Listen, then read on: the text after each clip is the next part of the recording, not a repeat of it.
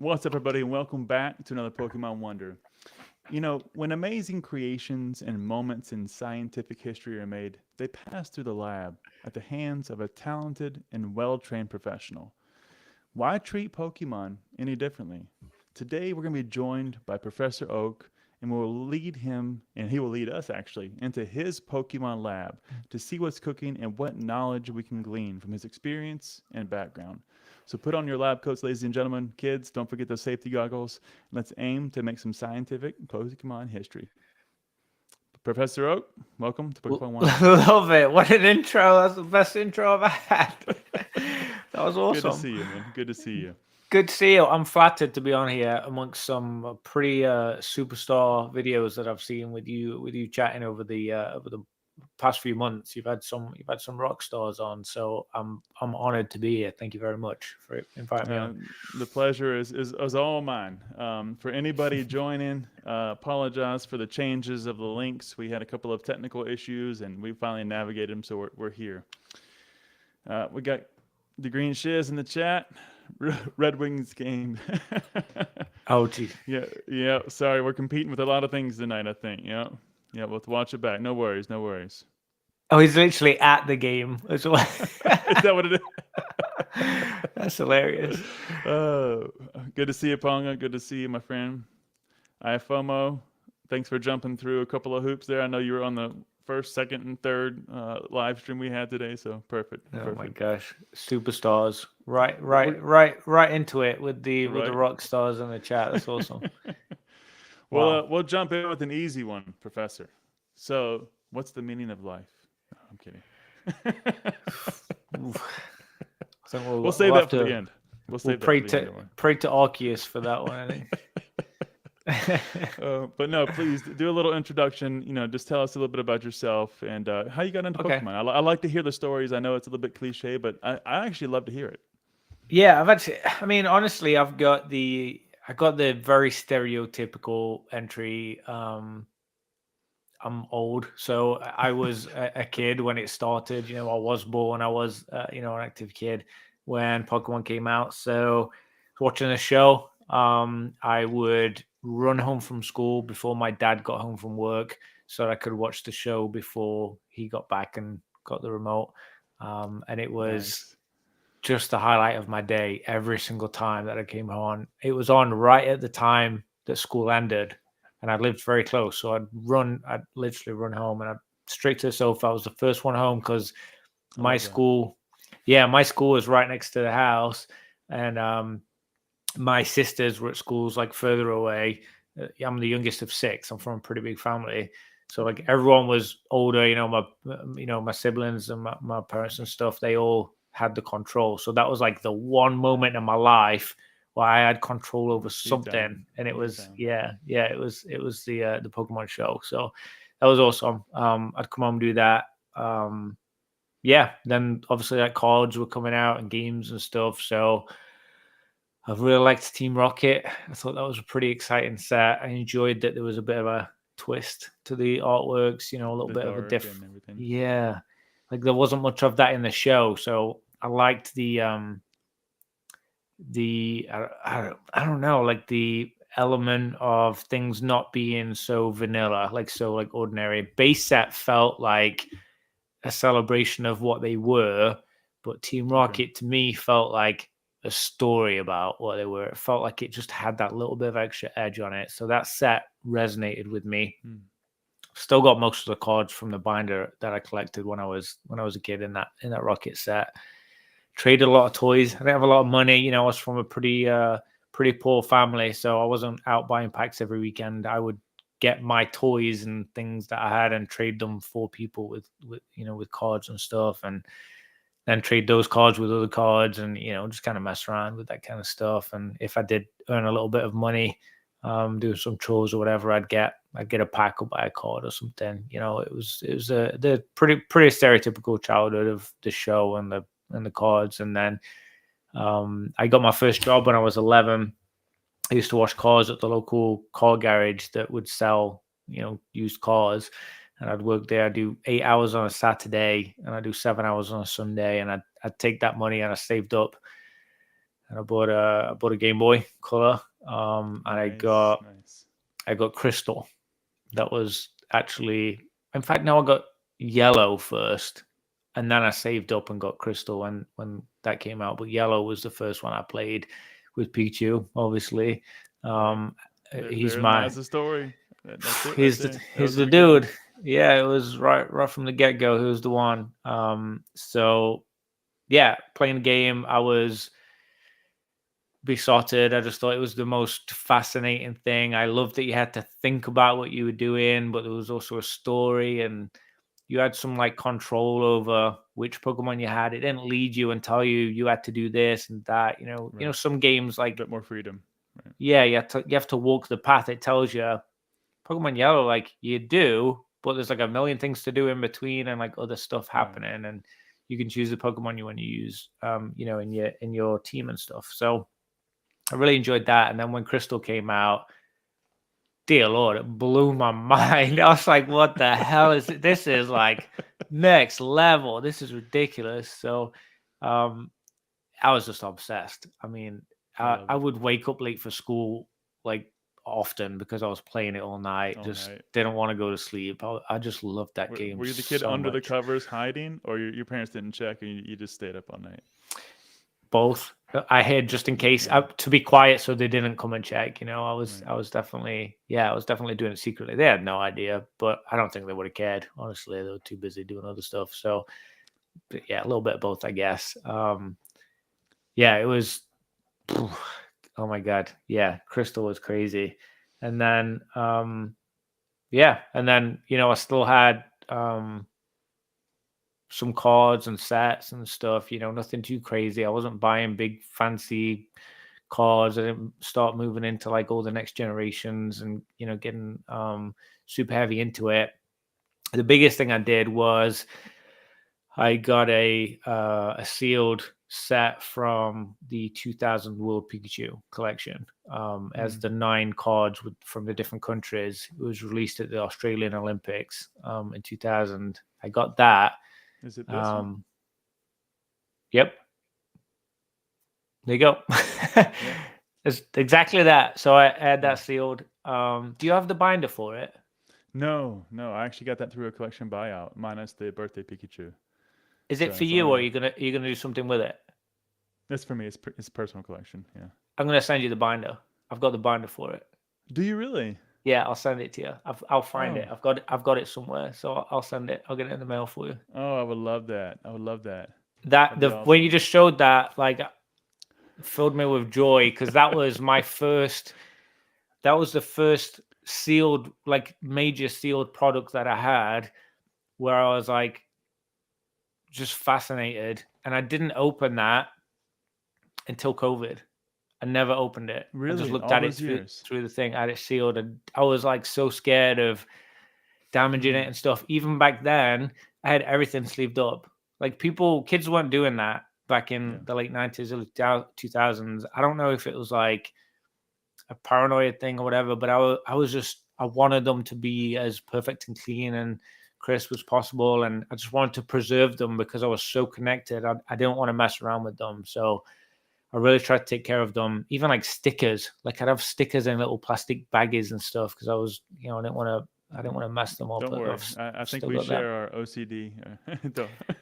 I saw you had sleeves on them then, but I think that would, as a kid, I was the same way with my sports cards. Everything was in binders, everything was in sleeves, everything was organized by set number. It's not usual though, right? No. Everybody else had those in like a box. Yeah. It was just like in a shoe box, and I was the only kid that came there with like proper cards. Yeah, I don't remember many people. I remember us having the 9-slot page, things, and you'd put it in a 3-ring binder. I remember people having them, but I remember everybody taking them out, like playing with them and showing each other and stuff. There was no preservation. That was more like to display them and just to like keep them organized or whatever. Yeah. Nowadays, every kid is sleeving stuff, like apart from the really young ones. Sports cards, the kids are sleeving them. Like that's a much more prevalent. So Agreed. Like I say, back then, I had that binder, blew my mind. When COVID hit, like right as COVID hit, I got moved to working from home. I was in an office. I was driving 3 hours a day, so it was welcomed for me. Like I was pretty Jeez. happy about it. One way? Honestly, an hour. It was about an hour and a half each way, and then Okay. if there was a Okay. crash or something, you know, it'd take a little bit longer. But it was long drive, and That's brutal. My I wife did that for like 6 years. Yeah. I couldn't have done Yeah, it that long. it's I rough. was a year or so in, 6-month-old baby. I was in college doing another degree. Like it was, everything was against me. But when COVID hit and all that happened with working from home, it was weird. It's a little bit blurry now. I've told this story a couple of times a couple of years ago, but I think what happened was I was on YouTube on my phone, and I hadn't really been on YouTube, but I was trying to look up the 2000 Pikachu set to see if anyone else had it, and like some other stuff. I think I was looking at like maybe selling a couple of the Team Rocket cards because I had Dragonite and Charizard. You know, I had all the big players in the set, so I was like, hey, these prices seem to be going up. I've seen a couple. I'm going to research this a little bit. I stumbled upon Leonhardt. I think he was doing like a hype video opening some boxes and talking about some Pokemon cards, and I was like, wait, there's like adults that still have their cards too. Like this is a wait, thing. this guy's like my age and he's talking about Pokemon cards. Like, I'm not crazy. It's not just me that's Let's doing not roll this. anything out here yet. I mean, well, I got stories, but seriously, like I was shocked. I was like, I didn't realize that like other people were doing this and were like famous and he had all these views and like subscribers, and I was like, what is going on? So I watched a couple of his videos and I was like, this is entertaining, you know, this is interesting, this is cool. And then I saw a couple other people talking. I think it was like, I want to say it was Real Breaking Nate or someone, you know, a couple of people that were like busy, active, like a lot of people talking about making a lot of videos, that kind of stuff. And then somehow I clicked on a PK video and I don't even think he had like 50 subscribers. I mean, I got real lucky. I was clicking through just like looking at other content creators because I sound so dumb and like so boomer, but I wasn't even really using YouTube. I was literally trying to figure out how to use YouTube as I was trying to figure out like this Pokemon content stuff. So like, then I realized there's an app. So like downloaded the app on my phone and stuff. And I'm like looking at, I'm looking at PK. It's literally live right now. It's hilarious. But I was like looking at his video and he wasn't in it. He was, and he was talking about some older set, and he was like kind of like, oh, this is before he did his face reveal. Yeah, okay. Yeah, way before that. Yeah, he was like kind of like ranting and like being like super brutal and like straight to the point. And I was like, this guy's like an adult, like, and talking like an adult about Pokemon. It's not even just an adult, because Leonhardt was an adult doing it, but like he could appeal to kids. Right.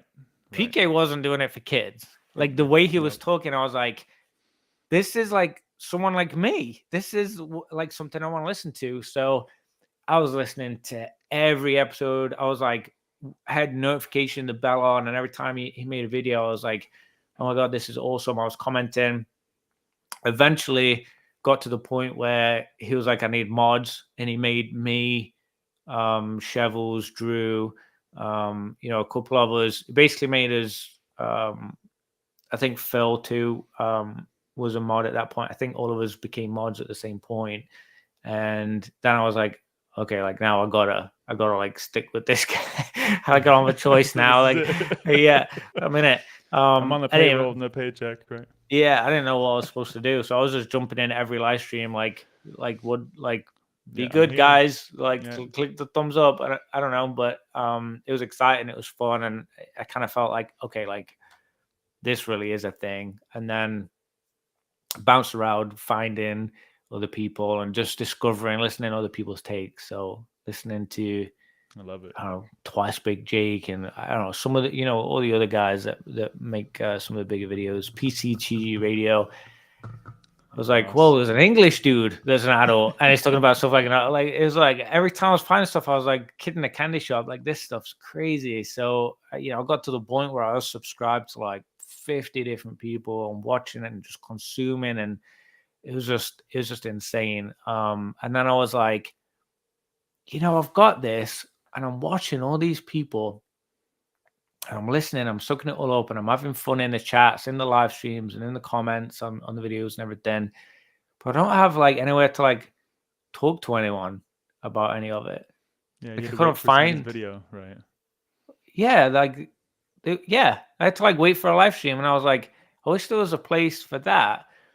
And then I got invited. I found a couple of Discords, and I was like, this is like kind of what I'm thinking, but it's about them, or it's about like their channel or something. I want to say it was like, Dr. Applesauce, so I don't remember. It was like one of the big YouTubes. I jumped in it, and I was like, yeah, this is like kind of what I'm thinking about. Like, not what I was thinking, where I want to be surrounded with people like me, like you. Like, this is what I want to do. I want to talk with people like me that are adults and are like interested and collect this stuff.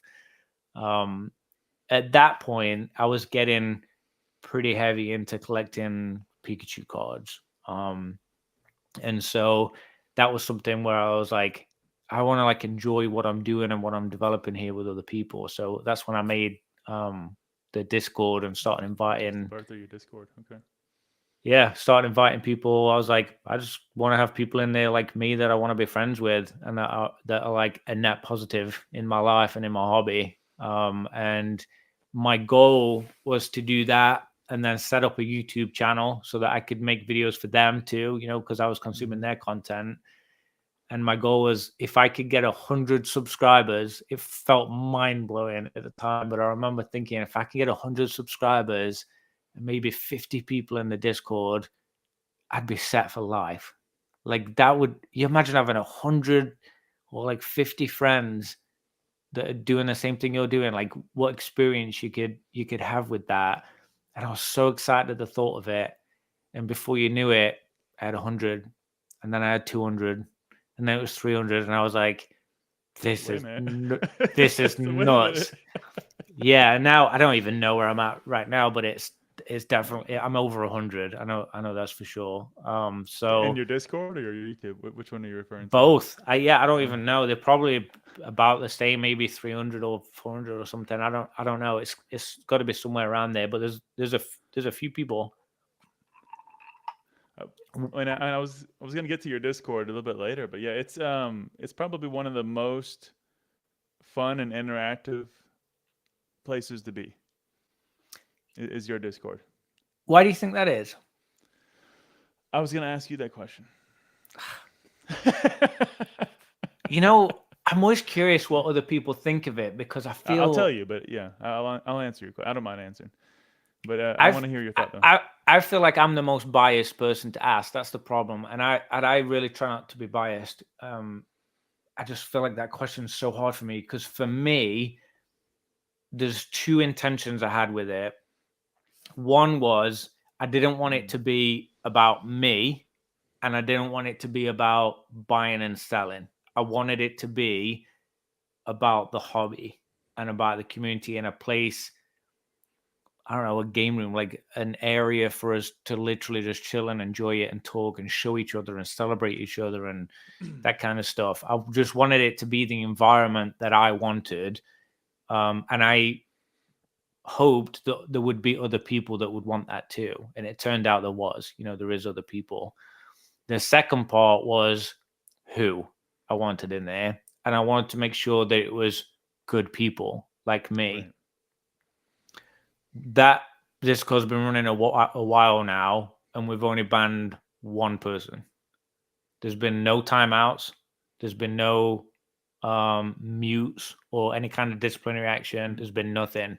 We've been very blessed that the people in there that I've invited have also, because it's open, it's public invitation to open, so anyone can create one and make one. But the people in there have been very smart and only added in people like that, like us. Right. And I think the people in it are what it is. Like, people look at me and my Discord, and that's I don't know if you saw the message. I don't know if everyone saw it. It used to be called Professor Oak's Discord. I changed it to Oak's Lab, so it wasn't about. I didn't want it to be about me. I was so like conscious and like paranoid that people thought I was making a Discord about like for me to chat with me or be about me, and I was like, no, I just wanted to make this a space for us, for people like us, not for me. So I ended up. I couldn't shake that feeling all the time. So I changed it to Oak's Lab. So like we're all hanging out in the lab together, basically. So that's the name for it now. And all the OGs are the mods, the admins for it, all the first people that joined right out the gate. The absolute superstars. I mean, everyone in there is. But I've got a very good crew in there that have a very easy job because it's very positive, generally. Good place full of good people, and I feel very fortunate that it's better than I ever thought it would have been. It's pretty cool. Well, unfortunately, it looks like Thrifty's gonna have to throw down the hammer. She's gonna start banning people like Wallace. I mean, she can. I think she's a mod. She could go for it. I'll answer the question too, though. And it's funny Please. you say it that way, and I'll say it slightly differently. And this is no slight or lesser than on anybody else's Discord, because to be fair, I'm not probably in the majority of most people's, but I go to your Discord to talk and have fun about Pokemon. I go to everybody else's Discord to hear what's going on about them and their channel. And you said it right. Now, granted, they have channels in there about just other things and general topics, and my Discord included. It's just I have some other areas. But when I just want to see what's funny, what's going on, hot takes, whatever it is, I go to your Discord. And that's where people go to hang out, to have fun. So you're the bar after work. That's what it is. Oh, yeah. I got goosebumps right now. That's like, I can't tell you, starting this hobby, when it started going to the next level and wanting exactly what you said, for someone else to say, because I get very, very little feedback on it. Like people don't tell me stuff like that. So to hear that from you is very reassuring that it's paid off, the effort. Because I've put a lot of time and effort every single day. If you go back, there hasn't been a single day that I haven't interacted with someone since the day I set it up. Every single day I'm in there, I check on it. I make sure everyone's good, happy, that people are being responded to and stuff. Like I really try. Sometimes I DM people. It's not always, public, but I always really try and keep people recognized and appreciated, because I want it to be that environment that like everyone would feel like you're saying you feel it. Because it isn't about me. I spend more time in your Discord than I probably spend in any other Pokemon space. That's same. Now, yeah. Now I would only preface that by saying that I obviously, if I'm playing YouTube videos in the background while doing something else, that I'm not counting that because I'm being productive doing something else. But yeah, anytime I'm active and I'm reading, I'm doing something that I'm giving my focused attention, it's probably your Discord I'm looking at and laughing at and just watching these guys just trip. And it's crazy. It's fun. That's amazing. Yeah. So thank you. Thank you. I'm glad you're in it. I'm glad everyone's in it. Honestly, I think what really speaks to what you're saying is, which I think takes it to like, it's in like a different spot to a lot of other stuff. Yes. Is you probably would feel comfortable putting a message or sharing a picture or sharing a video in there. Exactly. And I think a lot of people in other Discords worry that like maybe a bit of like imposter syndrome, or like, who am I to like speak in this Discord or something like that. Like there's some Discords I'm in and I've put a message and like no one even knows I exist. It's like I'm not even there before. Yeah. I don't feel like anyone really feels like that in this Discord. Like it's for me, it's the hobbies, it's our community's Discord. I really want to emphasize it, like it's not mine. And I see it every time someone comments, even if it's something dumb or stupid or making fun.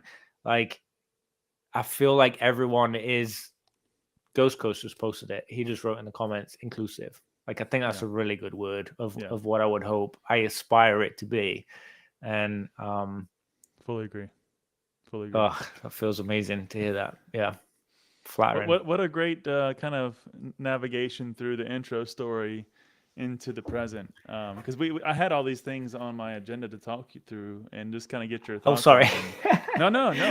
I have no fixed path.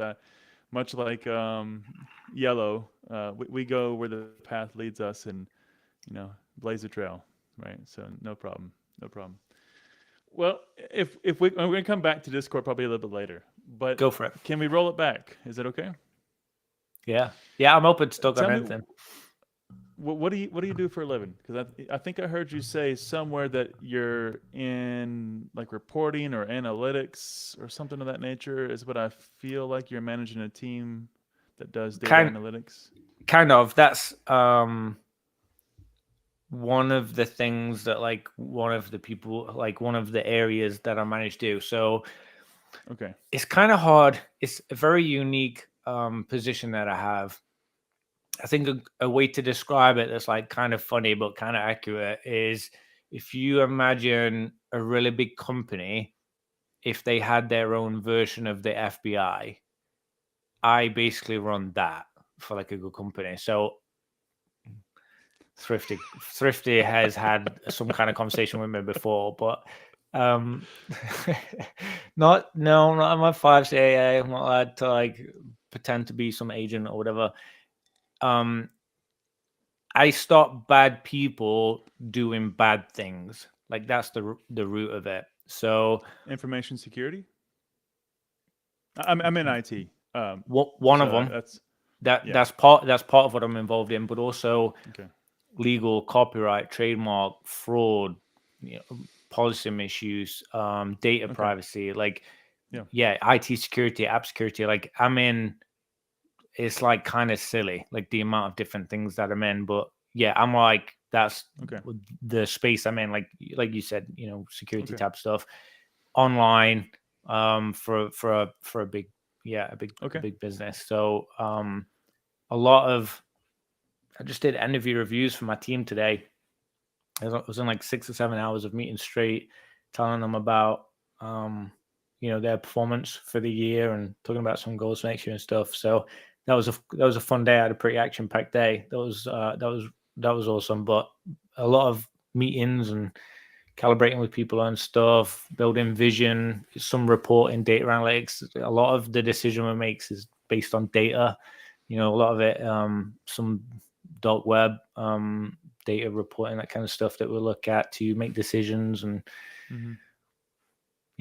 not terribly exciting. It sounds probably more exciting than what it truly is. Sat at a desk all day, I'm not out there arresting people in Kazakhstan, as an agent. It's nothing MI5 style, trust me, nothing like that. Well, and I've been in a company for about 20 years, and I'm in a similar type of broad role. I would say not the same position you are, but a broad role, and touching a little bit of everything from all the IT systems to the security to the business to the sales to the forecast to how we attack the market, innovation. It's a bit of everything. So I love that. I can understand. Yeah. I love those parts. I love those parts of the role. We have, we're building out the past year and a half, building out a 5-year forecast. And it's really hard to wrap your head around trying to build a 5-year forecast. A 1-year forecast is hard, but 5-year has been, with how the past few years have been, sales, performance, staffing, tools, development resources, everything. It's just, very, very difficult to do. So I envy you that you're involved in some of that, because it's fun, but challenging for sure. It's very challenging. Once you get beyond 2 to 3 years, it's really just a guess, and it's you need your yearly review to kind of see where the roadmap is and readjust, and we'll leave it at that. So we got one from Maxwell. He says, I don't know why, but I thought Oak was Chris Hansen catching predators online. There's been some stuff like that. I don't want to get into it. Sort of. It's gross, but yeah, there's just bad people doing things in different areas. A lot of what I do, especially on the fraud side of stuff, it funds dark web crime, so it funds stuff like that, child trafficking, sex trafficking, drug trafficking, a lot of that throughout the world. Ukraine, South America, Pakistan, Bangladesh, that kind of stuff. Like there's a lot of really bad people in this world, and in love the justice of like stopping stuff happening. Like I live and breathe it. So that's why a lot of what I do I've taken on, set up. I love getting bad guys. I love it. You remember that show Cops? What you gonna do? And that's like my spirit animal show. I would like my heart would be pumping to be chasing the bad guys. Put that in the intro video. That would have been perfect. Oh God, I love we should have talked before. We should have talked. Love getting buddies. Yeah, I don't. A lot. Not a lot of people like talking about. Thanks, Jeff. Not a lot of people like talking about that kind of stuff, like what they do and outside of work. And I wouldn't say that I've like openly advertised a lot of that stuff. Who I am in my real life, but also like people haven't really asked that much. So like, here we are. I don't know how important it is. It's not, I don't think it's really been a big deal. I've just been Professor Oak. I've just been in the hobby, enjoying it, and it's just one of the things that makes me me. But it's not necessarily like it doesn't have any impact on the hobby as such. Doesn't it? Very separate. I'm a huge proponent of like work hard, play hard, like very, very different lives. So like I don't talk about my hobby really at work much. I don't talk about work much outside of work. And I expect that of my team. Like they bust their butts, absolutely crush it. They're incredible people. I never call them on a Thursday evening. Like I'm not calling them on a Sunday to do stuff. When you leave at 3, 4 o'clock, whatever, done. I want you to go enjoy your life, live your life, be with your family, your friends, like do whatever you gotta do. Go play Pokemon Yellow. Like it's your thing. So and I try to live that way too. I have a family and a lot of people that I care about, a lot of interests, too many hobbies. Pokemon's not the only one. I got too many going on. So that like is my escapism, I think, from work and from the craziness of it all. Well, don't worry, Oak. We're going to unravel some of this because I'm going to pull at that thread. I'm going to pull at that thread. And, I do this in the beginning because it really colors the conversation as we unfold. And the things that I would like to talk about, everything kind of gets put into different context as we go through these level of details. So don't worry. We're going to pull at that. We're going to pull at that. You're good at that too. I got to say, before you go on to the next one, I really enjoyed watching Terry Lake's. It was such a fun conversation. I love Terry. What a great guy. It was so fun. I was like, summary of his story, burning out in the Firebird, throwing his, pets in the back, peeling out tires. I mean, that was going to work in a gold mine. I mean, it's just you can't make this up. He was like, he was hitting the bag at like every angle. Like it was just something new and something new and something new. And I've lived a little bit of a similar, like I could feel some things he was saying resonate with me because I've done a lot of stuff. I've just been involved in a lot of things in life. And I was like, this guy is like cool. Like he's someone that, and you asked him about me and he was like, yeah, I like Oak. And I was like, he likes me. I was like, because I was like thinking the whole time, like, this guy's awesome. Like, this is so fun. That was such a fun chat. Like, that really was a good one to watch. Well, and it's funny because that all started because I was in. I'm sorry, no, Dan. He was on the podcast early on. Yeah.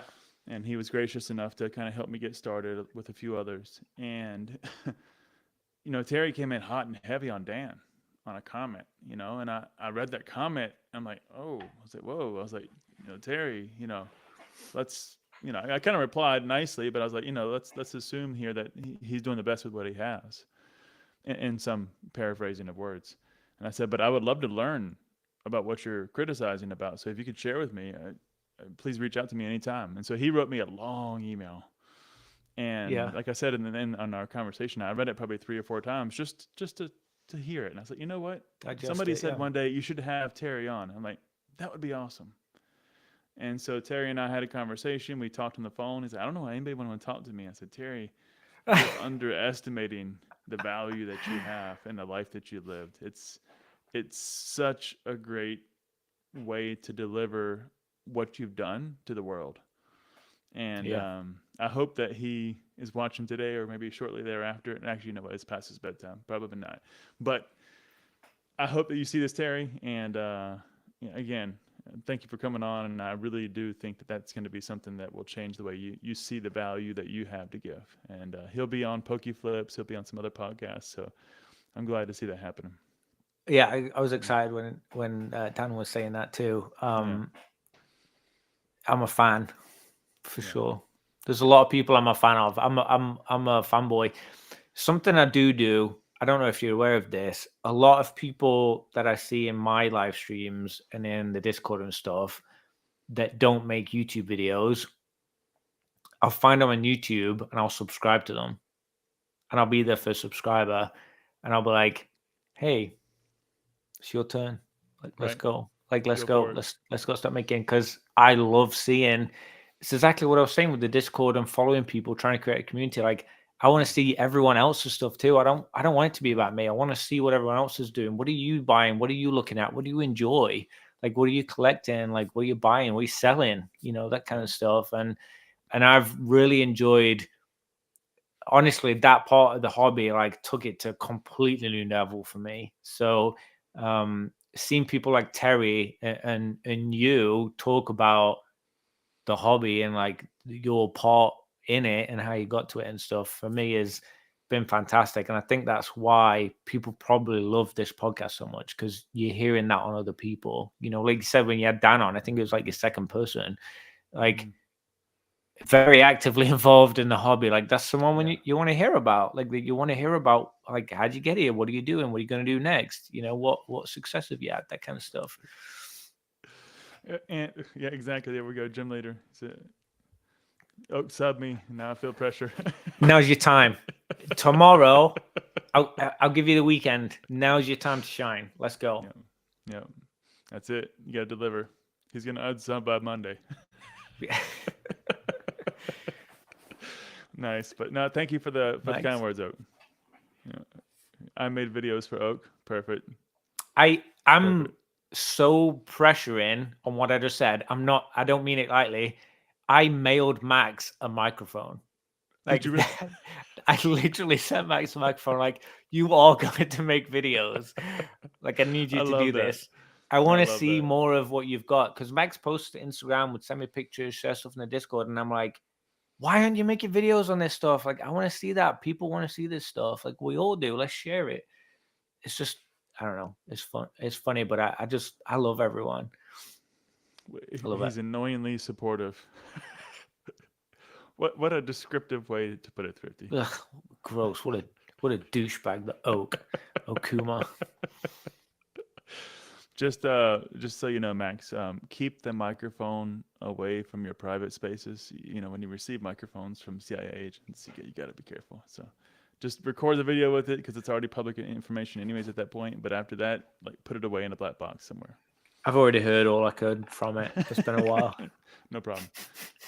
We got your GPS location. Probably could pull it if I wanted to. Not that I would. Oh, I love it. Tell me though, I'm curious. I heard you say, I've mixed up the number of podcasts and videos I've watched from you, so forgive me if my timing's off. But something like 6 months ago, you were going back to school. I don't know if that was more of a troll or that was more of a analogy to something else, but you're going back to school and you were buying books. And what are you going back to get your education on?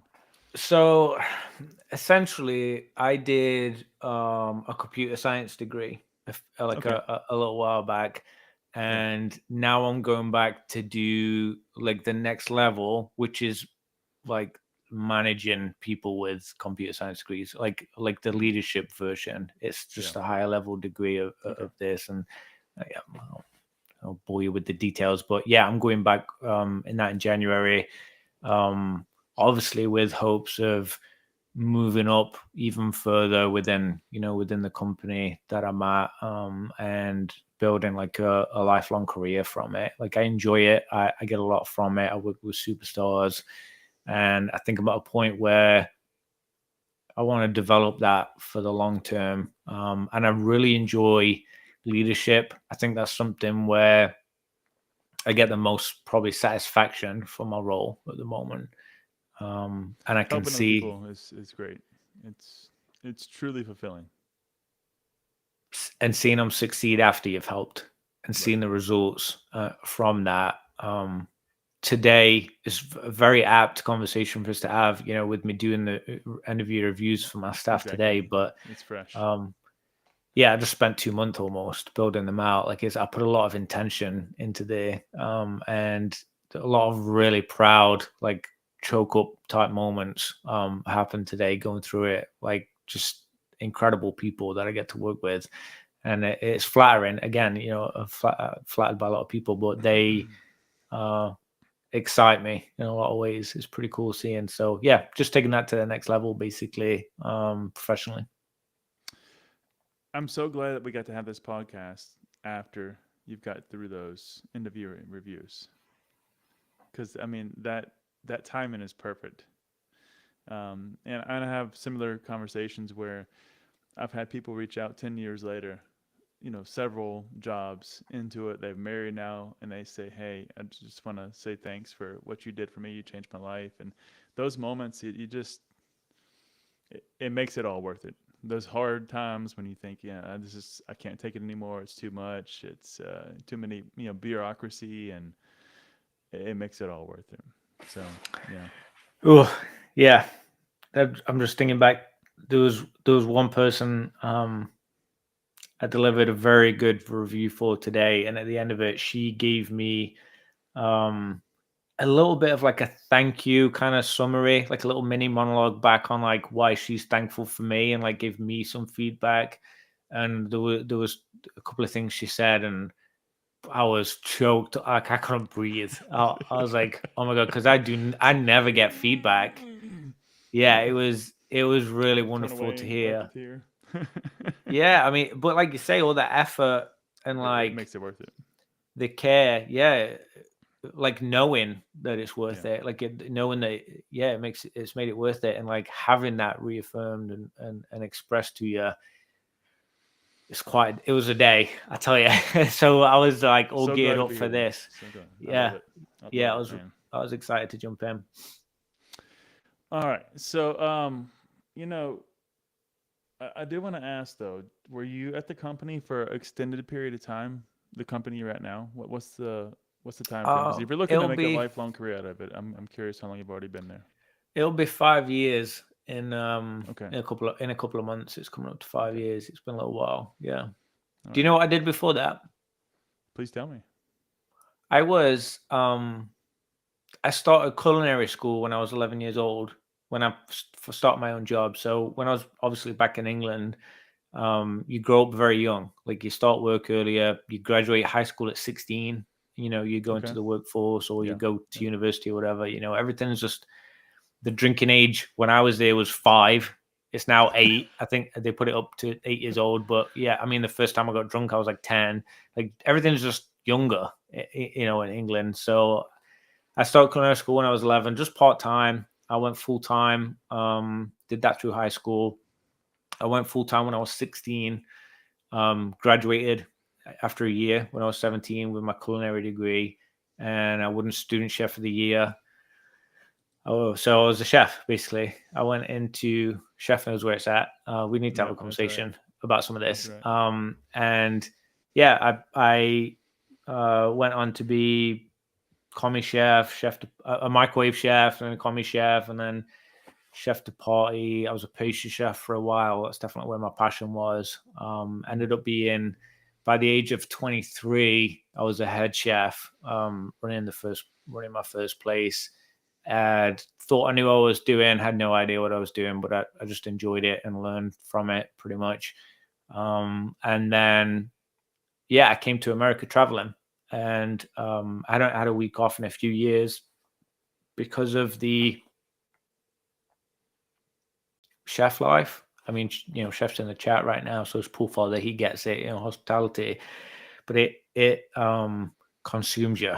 Like, you miss birthdays, anniversaries, and holidays, and you don't take vacations and stuff. There's a lot involved there. So I took some time off, came traveling in America. I stayed with some students in Chicago for a week, and then I stayed with. Do you remember that cartoon, King of the Hill? Oh yeah, With like Boomhauer and stuff in it. Uh-huh. I stayed with that literal family in St. Louis. Like, the mom had the same haircut, the dad wore the same shirt, the daughter was exactly the same, and then the son was like short and bald. Like, it was literally that show. Wow, And that's awesome.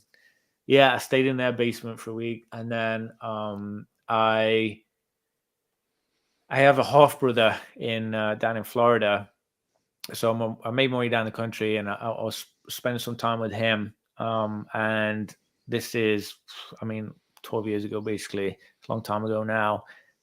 But I got talking with a girl out on the islands here, and then 6 months later, I was married. It was just happened. It was just love at first sight. Everything happened, fell in love, and I've been here ever since. It's the longest vacation I've ever had. The downside is now I have to work while I'm on vacation. It's not good, but still, I'm in Florida, living life. I have 2 beautiful daughters, 2 beautiful dogs, a lizard, a pet fish, the full shebang. And yeah, like different world. When I first came here, I was running restaurants too. I ran restaurants around Florida for a little while. Went back to that. Went to banking for a little bit to figure out if I could get out of the time of being a chef and working in hospitality. So I went into banking to get more of a 9-to-5, and I did really well at it. I worked up, ended up running mortgage and a bunch of branches and doing this stuff, and I was so bored. It was so boring. It's just not me. I don't know if you tell from my personality, but I need a bit of excitement. Like, I need a bit of like fun. I need to enjoy what I do and feel passionate about it. And I didn't. So I got out of that and moved to the company where I'm at right now, and just busted my butt, and I'm where I am. So from chef to banker to CIA agent. What a path. What a path. I did not expect that story. I love it though. I absolutely love it. Went on vacation as a chef. I'm going to the US. Met your wife. Changed your Crazy. job. Bought a lizard. Had 2 kids. Bought 2 dogs. Good to go. Stamp approved. Lots in between. Lots of stories. Lots of craziness. Lots of hobbies. Lots of interests. Lots of life experiences. But fun. Like, I'm always trying to. There's a quote I've said a few times. I hope when I'm gone, people remember me by this. But for me, the glass, and I've quoted it a couple of times before, I think in some videos I've made, but the glass isn't half full or half empty for me. It's a chance to quench my thirst. Like, it's an opportunity, just drink it. Like, take the drink, it's not, we're not talking about poison, it's water. So like, just drink it, move on, let's go. That's kind of the mindset that I hope to like live by. It's hard in every moment to feel that way. I'm not consciously always thinking like that about everything. A bit of a dork, I'm a bit of a nerd with a lot of stuff. Oh, dork. Okay, dork. Okay. Yeah, I got the dodgy accent.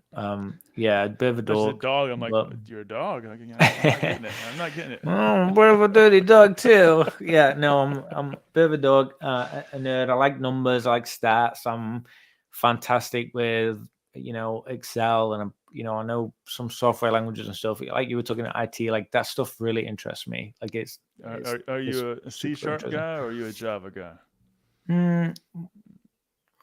Java, probably. Oh, Lord. More JavaScript.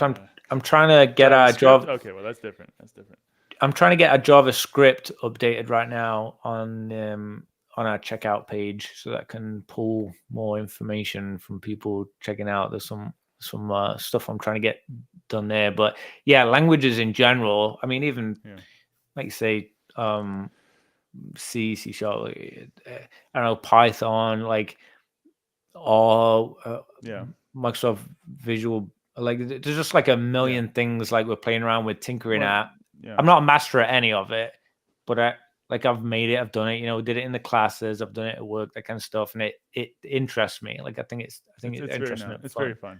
Yeah. I did enterprise software, so in the brand and retail industry, so through the entire supply chain. So did a lot of that cloud-based, and it's been fun. Yeah. I see something here. I want to pull it back up. So this sounds like an invitation, Ponga, more than anything else. But I'll leave it there. Take a look at his eyes right now. Exactly. What's he been doing? Ponga, what you been up to? I thought you were a good boy. Hey, Mason. Good to see you, my friend. Super interesting dude. Also bred tropical fish. I told you I got hobbies, bro. We'll talk about hobbies in a minute. Oh God, so many. Let me ask you this, Oak. Are we good on time? Because we're an hour in, and I'm just getting warmed up. I mean, I think we're gonna break some records here. So, do you have to go at a certain time? I know you have work tomorrow, I'm sure, but I want to be respectful. I'm up at 6 a.m., but honestly, I'm good. Like I'm used to it. Okay. I don't want to do like an 8-hour crazy one. I've done that kind of stuff before, and it wipes me out. But I'm good. No. I'm good to clear out. If you have some good questions you want to talk, like I'm enjoying talking with you, and it's interesting. People like you asking about me. I think that's what I've enjoyed about all of your podcast episodes that I've watched. All the interviews is talking about the person. I feel like a lot of the times when I've been in conversations, it's been about the hobby, like a community, what we're doing, cards and sets coming out, that kind of stuff. So I'm enjoying, like, honestly, talking a little bit about me. I think people probably don't know a lot of the stuff that I'm saying right now. It's probably. And I love that. I mean, cool. And I also want to know. And then somebody asked me one day, say, "Well, how do you come up with the questions?" And my answer was, I'm asking them what I would want to hear in a private conversation and just sharing it with the world. Because I'm sincerely interested. Love it. It's that simple. It's that simple. All right. What do we got here? Full package. On fire. I love it. Just talking about you. No, I'm pretty sure that's you. Anytime there's a compliment in the chat, it's always my guest. I'm trying to compliment you here. Like I'm loving the podcast. Honestly, like it's been really enjoyable. I really appreciate it. Ponga, I'm gonna have to talk to you later, buddy. I'm gonna have to talk to you later. I think. I'll talk to Ponga later. All right. So, one weird thing, really off topic, but I was wondering who created your intro for the Slabbed Podcast. I like that. It was really cool. I was wondering who created that for you. Thank you. Yeah. So, Josh and I essentially talked about it last. I say it was like the end of last summer. Last year. I kind of joked around. We should do a podcast and talk about that. We were talking about something. He's got screenshots of it. I forget what it was. We were talking about something, and I was like, "Why don't we just do a podcast and talk about it then?" And he was like, "Okay." I was like, "Wait, really?" Like, like, okay. So he was like, "Yeah, okay. You sort the logo out and stuff. You get on that, and I'll like sort out an intro." And I was like, "We're doing this? Serious? Like, are we really?" Like, I was like kind of joking, but not joking. And then he was like, "Yeah, let's do it." And I was like, "Okay, let's do it." So we ran with it. I hired a graphic designer to make us a logo, made half a dozen. They were terrible. They played around, edited a little bit. And then Josh hired a visual editor kind of person to make a video for us. Gave them like an outline of what we'd want it to do and look like, and they had to do a few edits, added in a couple of things, that kind of stuff. But it's kind of fun. Like, it's a little different and fun. I don't know. I don't know. Cool. I don't know if people. It's the best intro I've seen. You think? Yeah. For That's podcasts, amazing. like That's you wonderful. don't see that. And it complements the two of you. It's personalized. It's completely aligned to the topic, or at least the name of the podcast. It's awesome. Worth the Until money. they until they have to put a little bit of a screenshot of somebody else's face over your head. Yeah. Oh God, on those thumbnails. He's so good at. Josh does all the thumbnails. I don't think I've made a single one. Oh really? He does it in like 5 seconds. I'm like, how did you even do that? He's amazing at that stuff. So he knocks that out. He runs the account. He runs the Instagram. Like he is. I mean, he's a rock star. I just talk. I just try. I like try to support him. Well, like he's the gangster. Like He's it's all knocking it him. out. Honestly, he's Well, amazing. Yeah. For those of you who don't know, a little sneak peek. We'll have Josh on next month, so stay tuned, and he'll be on the podcast too. So looking forward to that. I can't wait for that. Blast. He's such a fun dude. Oh my God, I love him. And I've had the joy of spending time with him in person, even sleeping in the same room as him in person. And yeah, he's a super fun guy. You'll have a lot of fun with him. I'm really looking forward to that one. Mason, I'm not going to ask how you know, but I'm going to leave it at okay. Maybe. I'm trying to remember what I did. What, I must have done something at a CollectorCon. I don't know. Thanks, Max. Much appreciated, sir. Much appreciated. Yeah, seriously. I mean, it feels like an interview. I love it. Yeah, but it's hopefully not too just question. It's more conversational style. Yeah, absolutely. But you're achieving results with it. It's not blindsided like just whatever conversation. Like right. you the way that you form your questions and shape them is to achieve like what are we learning? What do I want to hear here? Right. And we all want to hear the same thing, like you were saying. Like everything that you want from it is what I want, and I think that's why I've been enjoying it so much. Honestly, I'm so glad. Good. That's exactly what I wanted from it too. Just want to share those conversations. Somebody told me for a couple of years at work when we'd have our after work conversations. Hey, you should have a podcast. I'm like, I don't know. Of course, they didn't know that I like Pokemon, but like, well, I'll give it a try. Mason, just to actually, I'll speak to this. I actually love Radar's podcast. John's a great dude. I like his intro. No. But he's talking about when Squeak and Radar when they had the original one. Oh no, I did not see that one yet. I know John spoke about it and he was pretty upset that that didn't really work out the way he originally wanted to. But no, so I correct myself. You are right. I did not see that one, so I need to see what that intro was. I'll go back and check it out. It's been a while since I saw it, but yeah. I'm glad John's back though. I'm glad he's back. He's knocking it out of the park too. He's doing a good job. All right. So I want to go back because it's funny. The first kind of topic we went through, you very well weaved through probably a third of things I was thinking about. And I'm going to branch from that because you made a comment in one of your videos, and I'm not going to speak verbatim here. Don't worry. It's nothing bad. Nothing that you're going to be, searched for it and arrested later. I've made some comments I wish I hadn't said before. That's why. No, this one's a good one. You said, and again, not verbatim, but playing Pokemon Yellow had a major impact on my life, and it changed it forever. 100%. And the way you said that, kind of using some of your own words here, was very intentional. And I had to ask, but you never said it. You never went into any further detail.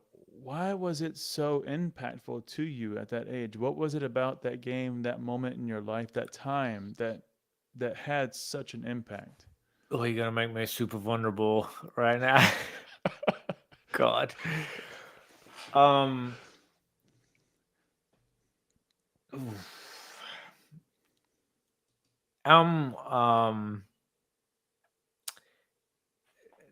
not from the wealthiest family, not from the most exciting, like big mansion, parents have amazing careers, siblings are um like, I don't know, whatever. But when I was a kid, part of why I have a lot of hobbies, right, is I wanted something to like escape. I wanted something to bring a little piece of joy to my life. And I talked on it earlier, running home to watch that show. Like, that was my piece of joy for the day. That was like the one thing that I had I could hold on to and soak up, and just loved every second of that show. It was so good. Like, everyone can say the same thing. Like, it was just so I'm good. watching it now, all Ah, over again from the beginning. it's It's a just fun. I love it. It's really very fun. Very fun. I mean, there's no doubt at all like why it makes what it is right now. The Like, largest IP in the world. I mean, it just all Yeah. makes sense to me.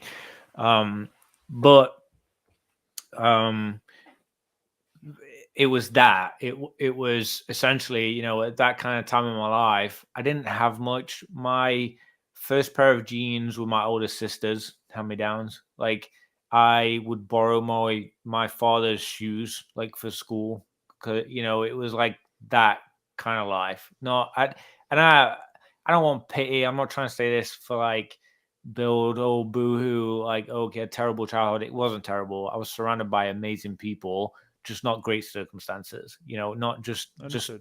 poor. Like, the area I grew up in, the kind of opportunities were like tough. It was tough. It was hard life. Father was a coal miner. Margaret Thatcher shut down the coal mines. Like, it's just crazy, just the life that I grew up in. Smart. Amazing family, amazing people around me. But what that did was it drove me to want to find joy and find good in people and things, and try and the glass is half full. Like, it's half empty. No, it's like, I'm gonna take a drink. Quench your Like, thirst. let's quench your thirst. Like, now's the time for it. So cheers to that. And that game was the first game I had on a Game Boy, the Game Boy Yellow. I had the yellow one with the yellow game, and it was the first game I had on the Game Boy Color, and the only game I had, and it was absolutely fascinating. It was bringing out all the memories of that show, everything I was watching, everything I knew about, everything that took me into another world. I was living a different life. I was Ash Ketchum, catching Caterpies and BS and whatever, and ended up with all these amazing Pokemon and building them up. And I was in control of that, of like my Mm. destiny and what I was doing and achieving, and I was having success and having fun and learning things, and it was problem solving and challenging. And I like intellectual challenge. I like intellectual humor and comedy. I'm not a slapstick guy. Like, I like to have to work things out and like get it, like for it like to click with me. And it felt like that. I was very young when it came out, but it felt like it kind of challenged me to think and work things out and make mistakes and learn from them and stuff. And for those reasons, I hope I summed that up well, but like, that's what drove me to like the excitement of why I was so obsessed and why it was so life changing for me. It honestly, like, big impact in so many ways. Like, and the thought of reliving that moment of that joy and that like excitement of playing that game, I mean, I would live that life over and over and over again, like nonstop. It was so fun. We're, I mean, but so let's go back, and we don't have to go into this if you don't want to. So at any point in time, we can move on to the next topic. Yeah. But um, I can relate because I have similar stories, and I don't, I'll save mine for another day. But what was it you were running away from? Because you were there, you had great people around you. Yes, there was a sense of poverty to some degree, but you don't necessarily, so far, sound unhappy. So, what were you running away from, and why was that game that escape? I had Just because nothing. you were in control? I Okay. just I had nothing, and when you have nothing, you have no control over anything. I just didn't have Okay. much Yeah. stuff. Like it was that simple, and that was like something that I had, and not only I had, but I had it, and it was mine. I didn't have to share it.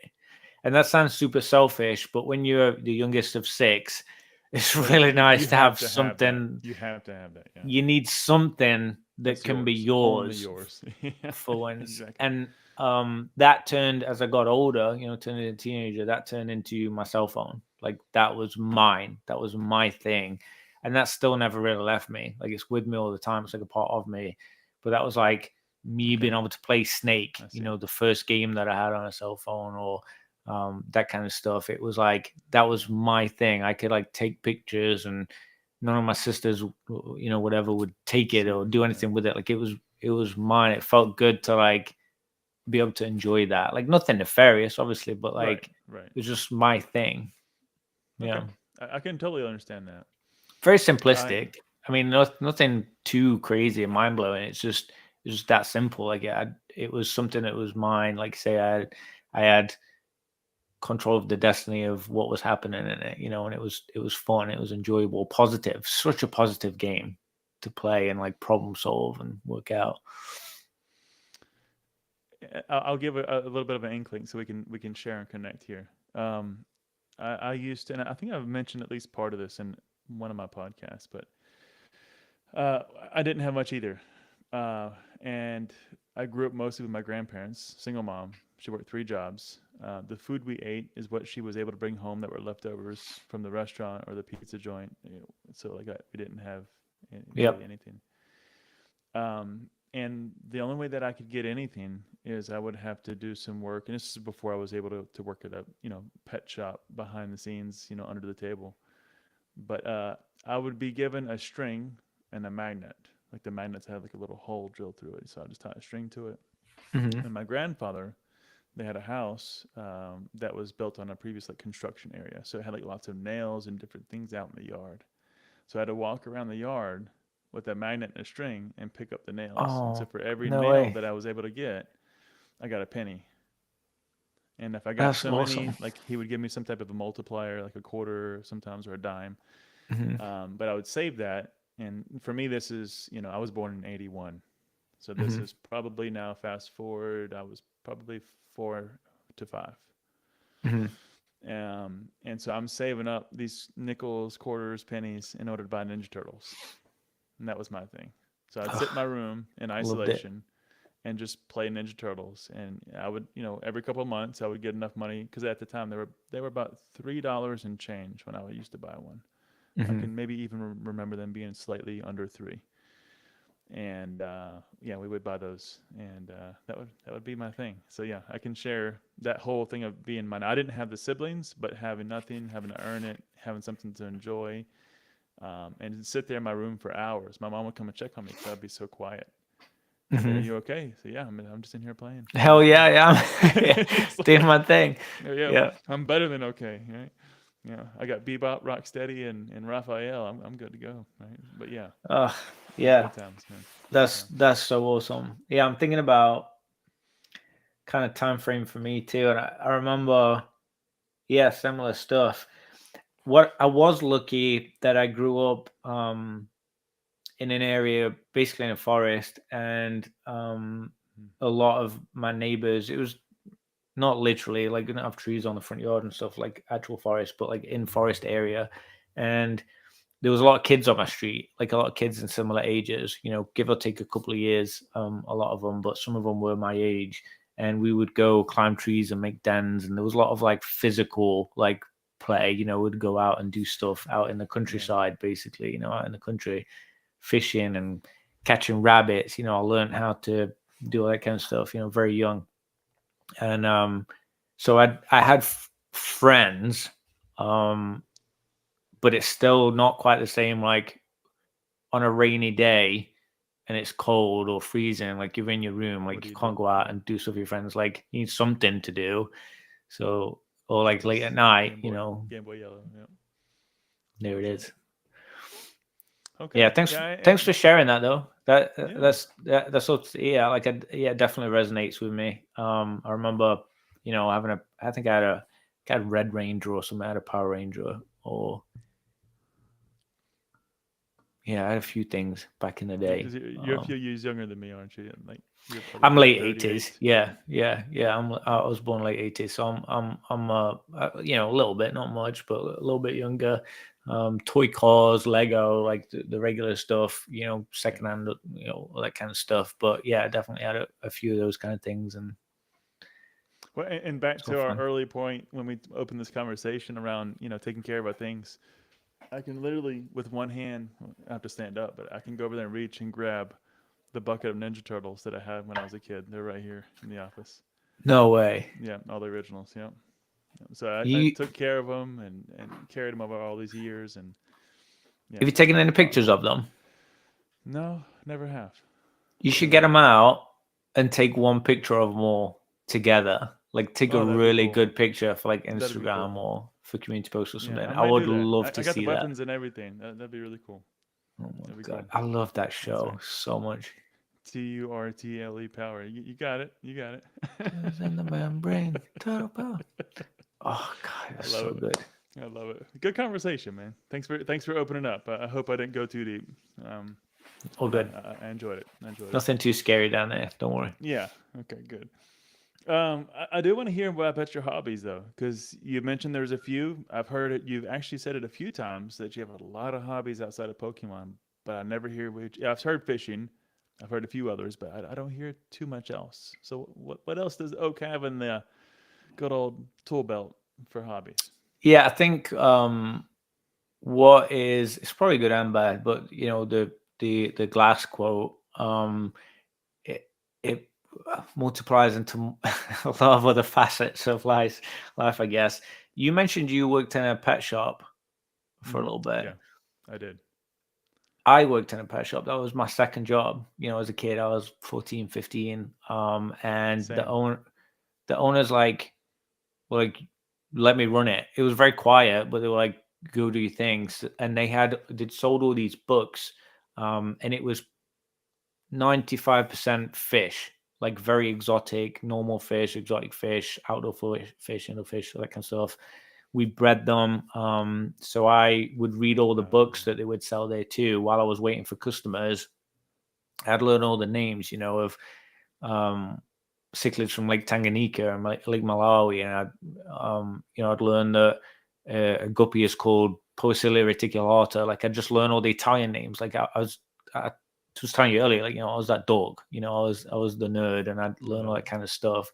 What temperature they need to be at, what size tank, how big do they grow, like, what do they eat to be able to breed in the best situation, that kind of stuff. And everything involved with that. And I was very passionate about it, really enjoyed it.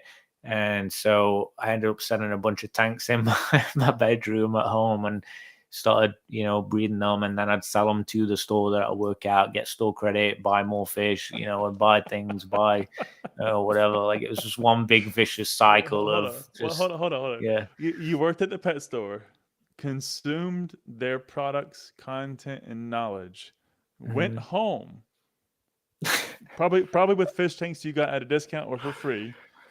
Yeah. You then grew fish at the house that you sold back to them for store credits. Yeah. I'd sell the babies. Yeah. It was crazy. I love that. Oh, yeah. And I never Mason has some truth in it. I get it. Yeah. Literally. And I was in a position where I probably could have stolen stuff, food and fish and whatever. Like everything was above board. Like, I definitely, did it. But yeah, I remember I had some, I'm trying to remember the name of them now, but it was a type of Pseudochromis. It was a type of cichlid from Lake Tanganyika, and essentially they are very sensitive. Take a while to breed. So I had this really bright light, a huge rock, and they dig and build caves under the rock in the sand. So they spent months building this perfect cave and stuff, and they bred.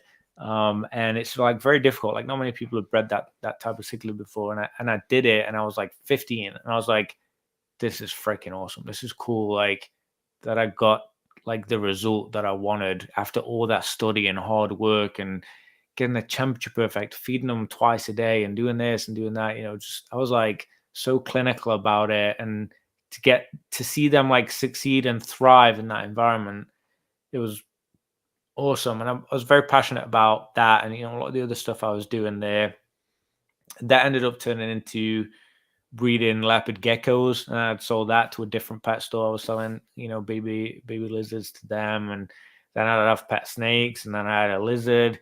This is all you did with your parents. Bearded dragon, yep. And yeah, I mean, they didn't know most of it. Like I had a Chilean rose tarantula. It was underneath the bed. They didn't even know that I had it.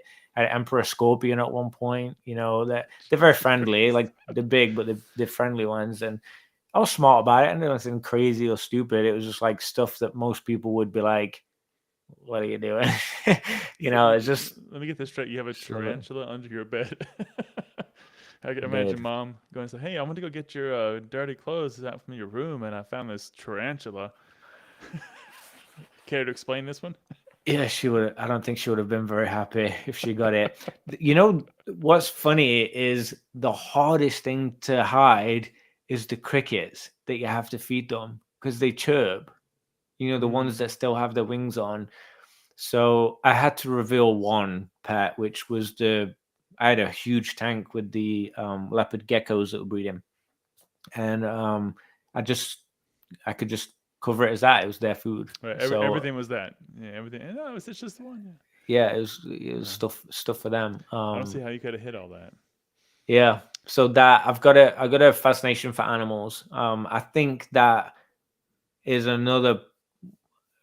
Again, getting like deep or some correlation there, but like there's probably a part of my fascination with Pokemon. Like I really love animals. Sure it is. Yeah, I love them a lot, and I really like Pokemon a lot. And I really liked creating the environments and watch them succeed and give them the right fish and just the right food and stuff to the fish and the animals that I was keeping and stuff. And that definitely translated over. I felt that same like care and support that I wanted to give to the Pokemon. It was fun. Exactly. Yeah, catch in real life. I would. Exactly. I would. I'd go out and catch animals. Like on the back, I'd catch frogs, and I'd take frog spawn, and I'd grow up the tadpoles and feed them. I'd cut ham into tiny little pieces until and keep them in huge tubs until they turn into frogs, and I'd go set them free. Yeah, so many things like that. Yeah, definitely just an animal lover, and that also, like, I loved fishing. I think I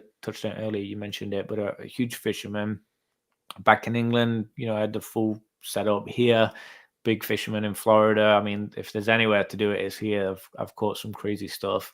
But again, like a lot of the stuff that I see when I'm doing it, it's not just a fishing. I'll explore and I'll catch crabs, starfish, and sand dollars. And I've had manatees come up. I had one boot me with its nose on my foot, and stingray shoals coming through, and that stuff. It's just amazing. I just love that part of the world. The biology of it. I love this, man. This is a great story. We have a question here from Ryan. Hey, Ryan. Glad you can join us, my friend. Professor Oak, what's your favorite fish in general? Oof.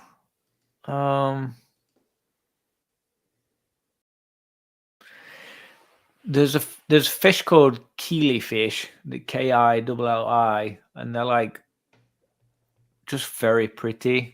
They're just really beautiful fish, honestly. And that's one that I haven't had. And I think that's like the one that I'll have one day kind of thing. I'll someday I'll have that, but I just never got around to having one. And they're just a beautiful, absolutely beautiful fish. I wonder if you're looking one up. Do you see one? Yeah, I just did. I just looked at one. Yeah, gorgeous, right? I mean, absolutely beautiful. Neon colors, blue, oranges. Let me see if I can share it on screen. Stunning. A similar one is the mandarin fish, mandarin goby. That's another one. For a minute I had a reef tank for quite a while that I built up. I had a pretty significant amount of like live corals I got into that at one point. That was, a pretty big hobby of mine. And Mandarin goby is a marine, saltwater fish, so that would have been perfect. But I had a snowflake eel in there that was cute. I had an emerald crab, and yeah, I've had a lot of pets. It explains why you now have the two dogs. Oh, sorry, I'm trying to get the screenshot here. Share. I got it up. Let me show. There we go. Oh, gorgeous. So this is it. That's one of them. Yeah, very pretty. Killifish. Yeah. It might be called it might be pronounced different in America. I don't know if it's Keely. It might be Killy, or it might have a different. I know in America a lot of the names are like pronounced slightly different, but I love it. Potatoes. I don't know. We'll leave that one till later. But no, that's a beautiful fish. Beautiful fish. And I see also Shug joined us. Hey Shug, good to see you, my friend. He's awesome. Stopping by. Yeah. A lot of superstars in the chat. You got a lot of cool followers here. Great people, man. Great people in the chat for sure. Thanks, unit. Much appreciated, my friend. Sincerely. It's fun. I do that because it's fun. So when I was talking to my wife the other day, I asked, the thing I like the most that I'm doing with this is, other than collecting in the Pokemon, is the conversations. It's definitely the conversations. One of the other things I was really curious about as we continue on is you were only talking a little bit about fishing, but I think you mentioned catching. Are you doing hunting as well? Did you do more hunting? Not really. I mean, in England, probably touched it, dabbled on it. Okay. I am into guns. Like I used to, not in terms of like hunting rifles and stuff, but I used to be in a league for sporting clays. So where they fire the disc up and shoot it. I was terrible. I wasn't very good. I was never last place, but I was never anywhere near the top. Like I wasn't like one of the good people at it. I had the worst gun out of everyone, the cheapest, like crappiest one. But it was so awesome. It was so fun. So that was a hobby that I had. And then, oh my God, there's a bunch of stuff. I could probably go into it for a while, honestly. I really like living. I like doing stuff. With Duck Hunt, guys, we know. Yeah. That one hits home with me quite well because Nintendo was the system for me growing up. Now that you mentioned that, Chef, I'll go back if you don't mind, and I'll share the story. Yeah. So I envisioned you sitting underneath your covers playing your Game Boy Yellow, right? And it's a school night, and you got to get up 6 o'clock the next day.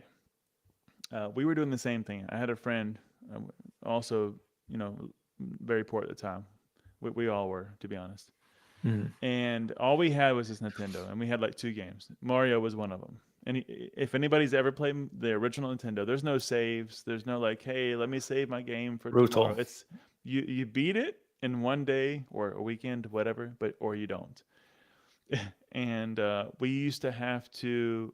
We were playing all night long, during school night, and we would have to obviously turn the volume all the way down. And we would have to then turn the TV kind of against the wall, but also then like cover it so that it didn't have too much glare, so that it bounced off and you can see it through the bottom of the door. And if his dad saw the light on, you could hear him stomping through the house. Oh, God. And so we would have to then turn the TV off. However, leave the Nintendo on. That little red light had to stay on. Leave the Nintendo on, turn the TV off, pretend like you were sleeping. He'd open the door. But I know you're still playing the Nintendo in here. You better go to bed. Oh my gosh. That's He'd so leave. funny. We wait until he got to the other room, turn the TV back on, and keep playing Nintendo. Yeah, so when you said Duck Hunt, it hit home really good for me, Chef. So that was one of the games that we played. Good stuff. Good stuff. I feel you on that. I think it's like one of those times where that stuff was scary but also exciting, doing that kind of stuff. Yeah. Like I remember a lot of that kind of stuff. Yeah, it was fun. Good old days. Exactly Oof.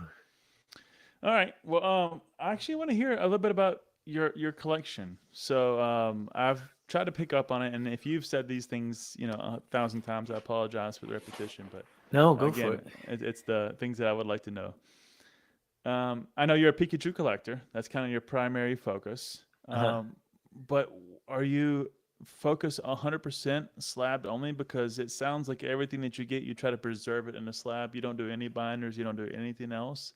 Is everything really converted to a slab for you?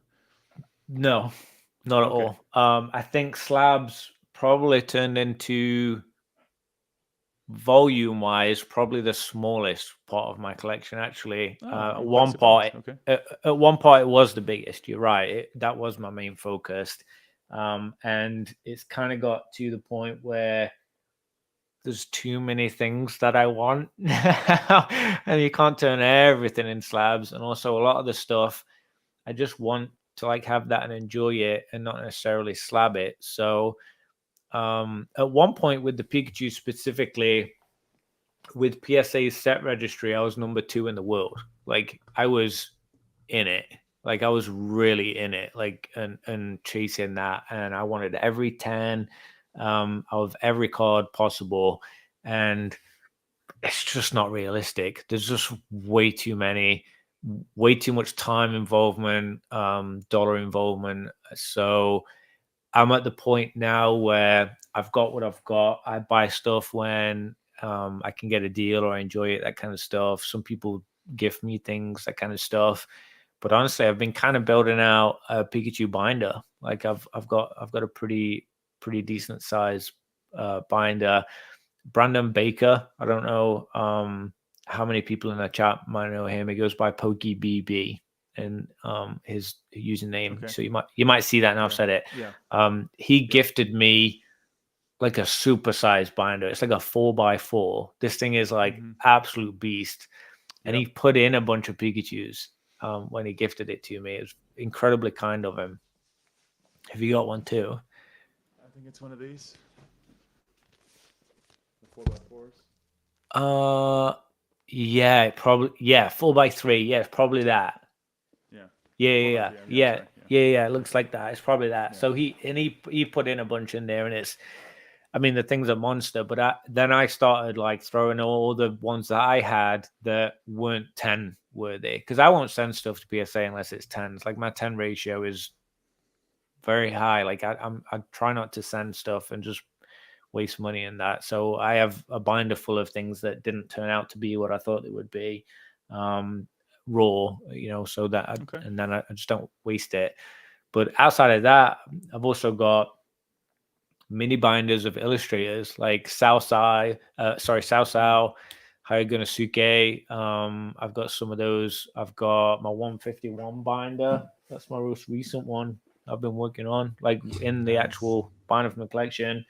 I've been kind of looking at that and some Marvel, some Magic. I've got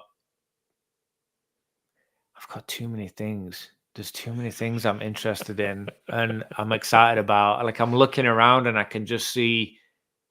Here, let me. When I say like I've got a lot. When I've got a lot of hobbies, think about this hobby and how ridiculous it is. Like how many different things I'm touching. That'll give you an idea of probably what it's like in life, like the shiny ball syndrome of the million other things I do. So I just got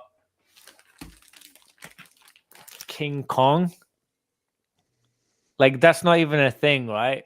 And I got a set. I got the 60th anniversary set. No, that's cards. It's a trading card set. Jesus Christ. Of King Kong. Like what the hell am I doing? And then Star Trek. Like who collects Star Trek cards? Like that's not a thing. Lord.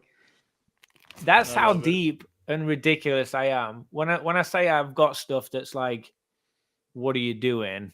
Like, why do you have that like preserved? It's that I just love it. I love seeing stuff. I just love collecting. I've turned into less of I've got to have every PSA 10 Pikachu and like have the best collection. And that was a big focus of mine. A lot of my videos were about that and updating on where I was at on the registry and things I was getting in the mail. as a big part of my identity, starting my YouTube and the Discord. But I'm at a point now where I just buy what I want. Like, I'm just buying stuff I enjoy and what I think is cool and what interests me. And like, I don't need to like have an ego and like show all these tens that I've got. Like, I'm just not that guy. Like, I want to like buy stuff I think is cool and interesting or looks nice, or I think maybe other people would find that interesting. Like, I could share it with them. So sometimes I buy stuff to send to other people, not even for myself. You know, I just sent someone a card the other day. He asked me for a signed energy card, and I bought a slab and sent it to him. Like, I don't know. I'm just enjoying the hobby right now, and I wish I had more time and money to put into it because there's a lot more that I want to do. I really enjoy Is it. Pokemon the number one?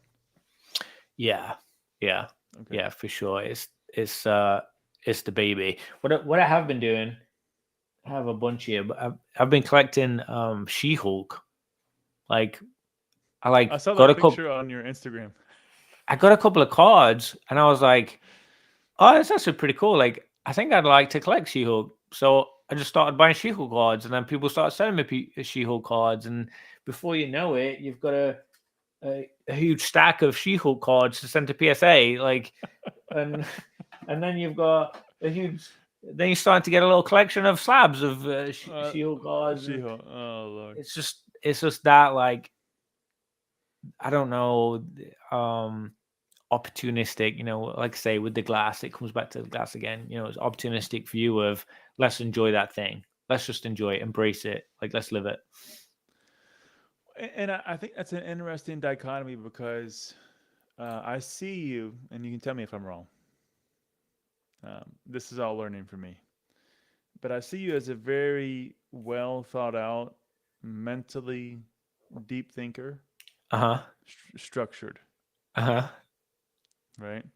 Yeah. How are you applying that skill set and structure? Because I know you have it in your job. How are you applying that to your collecting? How does that translate? That's my bad side. That's my naughty side. Screw it. I don't do it. I think there's both extremes. I don't think there's much of an in between. So there's that side of me where, again, being vulnerable as a dog, I have Excel sheets of what I have. I keep track of my PSA registry. Everything's logged, what I paid, when I bought it, like what I think it's worth, what the grade is, certification number, that kind of stuff. I have that stuff built out. But I also have I'm looking at a literal pile of cards right now that I've done nothing with. Like, it's one extreme or the other, where I don't know. It's almost like that's like a little part of me that's like, I kind of like pushing that boundary that I'm not used to, like, and that I don't do all day, every day. It's almost like testing myself. Like, can you not be like that for once? And actually, I can. You're into so many things, whether it's your job, your hobbies. Do you think that's why you're into so many things at once at the same time? Oh, yeah. I mean, I touched on it earlier at work. Like, I gotta clip that. Oh, too many things. Yeah. I mean, I don't know what else to say. Like, I'm just in a lot of stuff. A lot of stuff interests me. I want to be involved. I want to get stuck in. I take on too much, you know, work, home. I try to do everything and be a part of everything, and it's not always good. Like, it's been to my detriment before. You know, it's not always a good thing. It can cause stress. It can cause burnout. It can cause that kind of stuff. For me, the hobby side of it at the moment, with me putting my family first, they're always going to be my number one priority. I have just an incredible wife. Like, she's unreal. And then 2 amazing daughters that she blessed me with. Like, I feel very fortunate with that. They come above anything. But outside of that, I don't have a lot of free time, like with work and them. So yeah, there's not a whole lot of like playtime. So when I do that, when I do have those moments, I really try to make the most of it. I try to get in and really do as much and see as much, and just, I don't know. I think it's part of why I've enjoyed doing the podcast, you know, the Slabbed Podcast with Josh.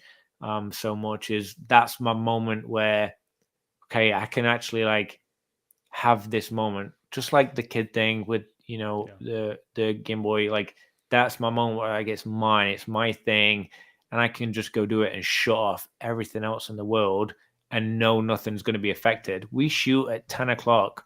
We like start shooting at 9, 10 o'clock, 9, like very late on like a Tuesday night. They're all asleep. Like this is my thing. I can just do it and go to bed late. It's just, you know, just like tonight. It's well worth it. You know, it's a worthwhile investment for the good of life. Like the greater picture, the greater good. Like this stuff, what we're doing right now, you may or may not feel that consciously, but like this, hopefully you having it, not necessarily me, but this conversation, the situation is hopefully having a net positive on your life right now. And for sure.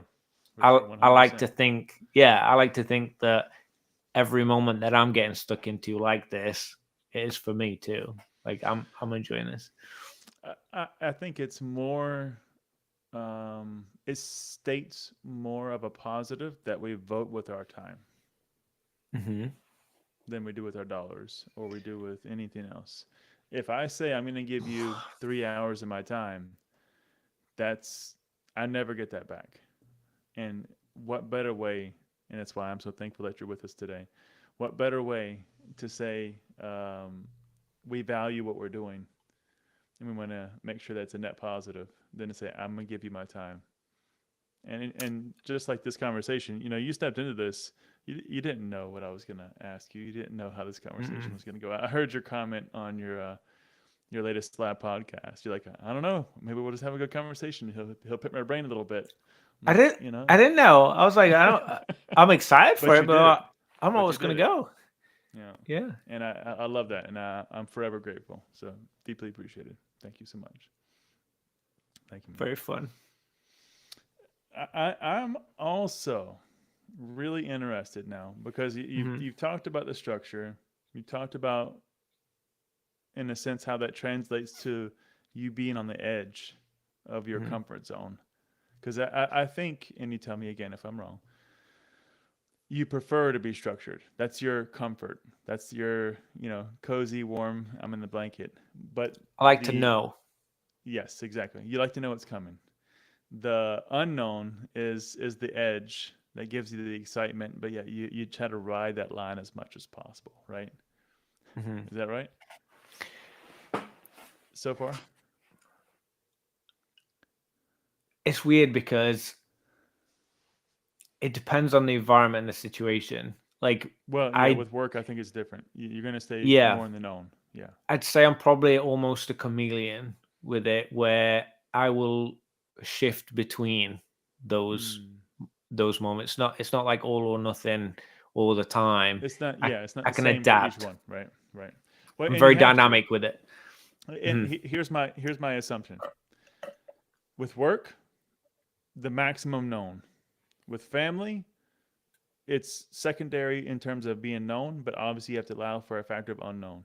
Your collectability is then the farthest extreme to that. You try to structure it a little bit, but it's the most unknown. Would that be an accurate assumption? The most chaotic, the most unorganized, the most fun. Right. Yeah. I love it. It's almost like, I've never really thought about it this way. You're asking good questions. I guess it's probably almost like a guilty pleasure type of thing where nothing matters. Like there's no result. There's no like, if I don't know, or if I don't do something right, if I don't plan accordingly, there's no negative consequence because I don't make dumb mistakes with the hobby. Like I don't do silly things. I don't spend $5,000 on a fancy Charizard card. Like I'm just not doing that kind of stuff. I'm very low level, high volume, but I'm very low level with a lot of stuff that I do. I don't do a lot of crazy big transactions and take big risks. It just doesn't interest me. Like I would much rather buy a 50-cent card that I love. One of my favorite cards is Crimson Invasion's Pikachu. Like it's a very simple, cheap card. There's a billion of them, but like honestly, it's one of my favorite cards in the hobby. I love that artwork, and so for me, it's it's very much it's the almost like I feel like free. I feel free to do. I'm very comfortable with the people around me, especially in YouTube and Discord. But like free to collect what I want and do what I want, and no one cares. No one's seeing my mail that's coming in unless I show them. Like I can buy a Star Trek box, and like, what does it matter? Like, what's the negative consequence of me buying that dumb box right now and opening it? It doesn't really mean anything. It's just fun. It's just, it's very simplistic for me. And work and family is not like that. Like work, I have results. I need performance. I need to motivate. I need to inspire. I need an effect, and it can't be negative. And it's easy to measure the negative. Whereas with this, anything goes. Like it's what a great balance, though. Yeah. What a great balance. I need it. Maximum structure, families in the middle on both sides, and then the hobby is just on the other extreme. It's almost like you're living there, laying in the hammock, eating grapes while the sharks are underneath you, and you're just enjoying a good time at the beach. Yeah, it's. I don't think I've consciously ever thought about it that way, but honestly, I think you're right. I'm living different. In the middle. It's a sweet spot. You're living in the sweet spot. Yeah. Very different angles around me. Yeah, it's interesting, honestly. Okay. Yeah. Well, and I think that's a great segue because I'm curious. I was listening to something. I listen to motivational stuff every day and try to get me into the gym when I don't want to go. All the things that I don't want to do, but I force myself to do every day. And one of the statements was, what are you sacrificing for what you want? Right. And the context here not here in this conversation, but here when I was listening to it was, about trying to drive yourself to the next level. Are you giving up sleep? Are you, giving up those nights out with your friends? And it was probably more geared to those kids that are coming out of college and starting their career and trying to, move towards a new version of life. But for us, and now for you, what is it you're sacrificing for what you want? Is it mainly time, sleep? That is a good one. It's very thought-provoking. I think the other question is the impact of like, what is it that I want, first of all? Yes, you have to know that first, right? What is it you want, and then what are you sacrificing to get it? Because you buy the Star Wars or Star Trek box, there was probably the only sacrifice was the money you spent and the time to do it. But there's other areas that are higher risk, right? Yeah. So what are you giving up? Have you thought about that? Have you had to make that conscious decision? Say, I'm not going to do X because I want this. Or I'm not going to, let's just give another example. I'm not going to buy a new car this year because I'm going to spend some money in the hobby. Yeah, that's a good question. I always put family first. I touched on that. So they're taken care of. What I will say is you were talking just then about work, family, hobby, almost like a triangle or like three different places of my life, areas, I guess, that managing that kind of stuff. And I definitely have them segmented that way too.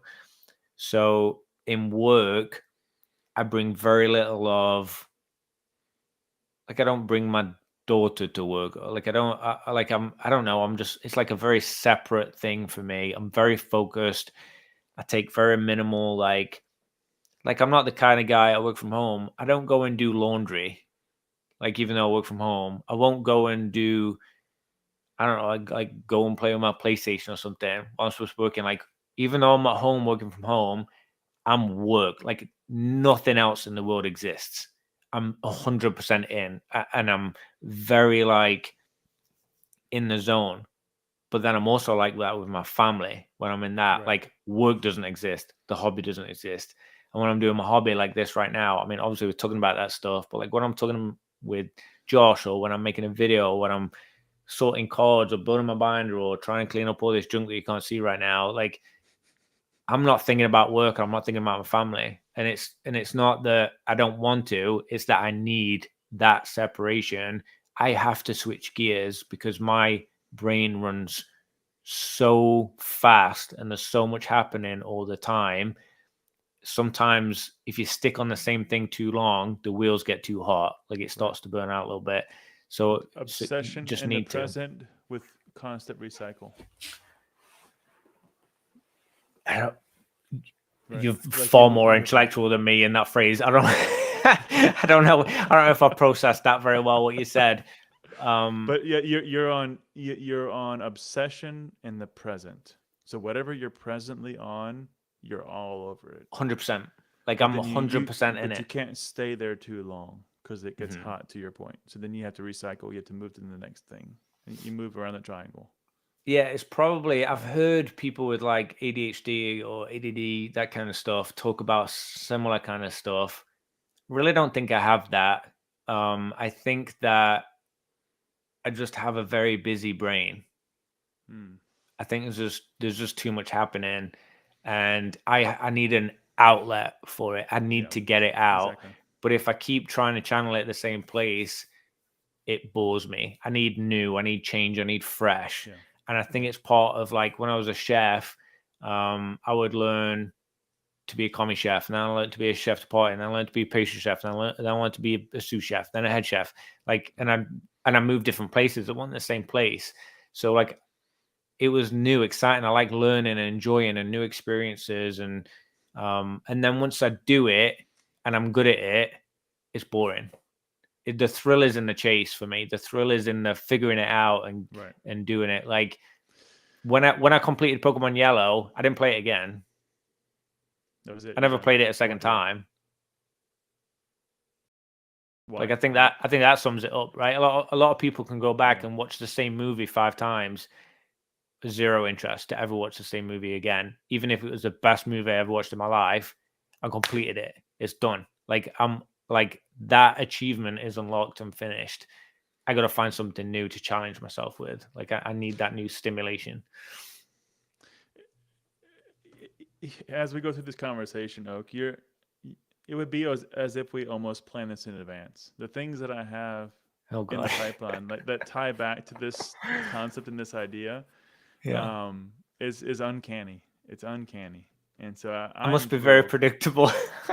No. Well, I had another question one day after an interview, and I said, well, what's your approach for going through this?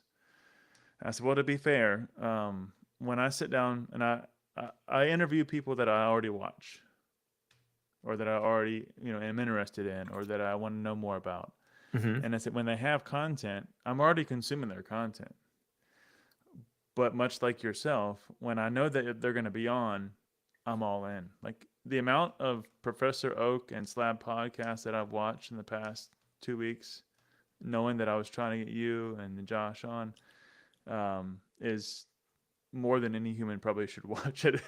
Oh God! in a given time, but I go all in, and so that then I sit and I write ideas, thoughts, and I just ponder. Okay, what is it? And I'm connecting dots. That's one of the things that I spoke about at work a lot. One of my superpowers is I can connect dots across many different spectrums and try to bring it all together. And so after I listened to, 100 hours of your podcast, all 40, 48, whatever it is, and 49, and I'm listening to all of that. I said, okay, well, he said this here, he said this here, he talked about this. Okay, well, now in his other podcast for him, or his other channel for himself, he said this, his Instagram said this. Okay, we'll tie it all together. So what we have coming is going to be fun. I think you're going to like it. You're going to like it. Okay. Yeah. Go easy on me. No. This is all fun. And if it's not, you let me know. We'll stop at any point in time. It's supposed to be fun. Yeah. No, I'm enjoying it. Yeah. All right. We saw somebody else come in. Who came in? It was RNG-Gamez. Good to see you, man. Thanks for stopping by. Much appreciated. Rockstar. I love it. All right. So one of the things I was wanting to jump into next is going to be around um, social media, more Discord for you Hmm. probably, but it's under the idea for me around content consumption. And we said it earlier. The amount of consumption we probably both have in your Discord is a lot. Um, Too much. how do you balance? Because obviously, in addition to that, we're watching YouTube. You probably aren't consuming as much YouTube content as you were when you were hot and heavy a couple of years ago. But nevertheless, there's many facets. Instagram, whatever the case may be, TikTok. How do you limit yourself? How do you balance that? Is it this time that you're in the hobby mode Hmm. that you're churning through content, or actually, because I think you even said at one point, I'm listening to podcasts while I'm cooking, while I'm doing dishes, I'm doing laundry. Like if I'm doing anything, even Very well yeah, remembered. Yeah. Um, there's no downtime. There's no like off switch mm, for anything. Like every second is a moment I need to live and enjoy and do something with. There's something I didn't touch on earlier was which is gonna sound crazy. I had a very bad car crash and I was hit head on by a drunk driver and was in mm. the hospital with internal bleeding, went blind, had a seizure, like the full shebang. Like What year was or what age was this? I mean, I was early 20s. It's a long time okay, ago. It was in England, before I came here, that kind of stuff. And going through like death, basically, having that experience of, okay, this is my second chance kind of thing. It like that that makes kicks sense. you up a little notch. Like, Yeah, okay, really should be like living life a bit I more. see. Having family and friends lost, that kind of stuff. The experiences you see from other people, excuse me, it makes you realize that um, things matter. Like people say, nothing really matters. Like I'll be dead. That kind of stuff. It's the opposite. Like everything matters. Like everyone and everything, every spider that I find in my house and I let free outside matters. Like It's scary how much we're like. every person. Yeah, I mean, I've I think part of why I've enjoyed your podcast so much is resonating with like your way of thinking, but I just feel like everything matters and you've just got to embrace it and enjoy it. And I want to have as much of a positive impact I can have on those external factors, on those people, animals, the environment. Like, I'm huge on the environment too, that kind of stuff. So I do whatever I can in the world, but coming back to kind of what you were saying with what I quoted there, um, Is yeah, I mean to maybe help you re align it. Is there balance? I just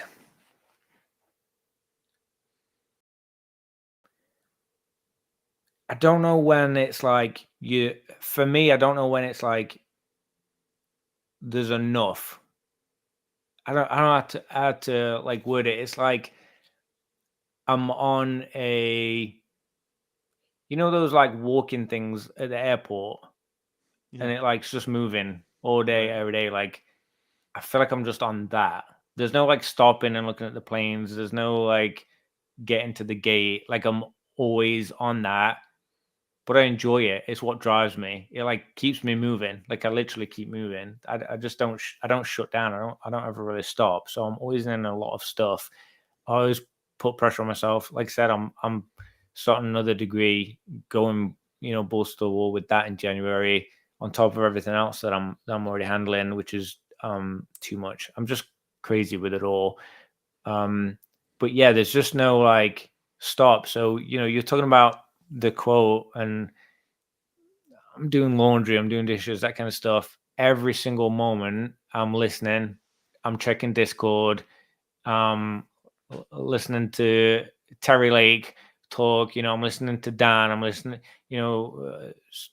Whatever. Like there's a billion people I'm listening to every moment. I'm 2xing it. I have to. Like I literally don't have the time, so I'm 2xing everything. I've got very good at listening and be able to pick that up.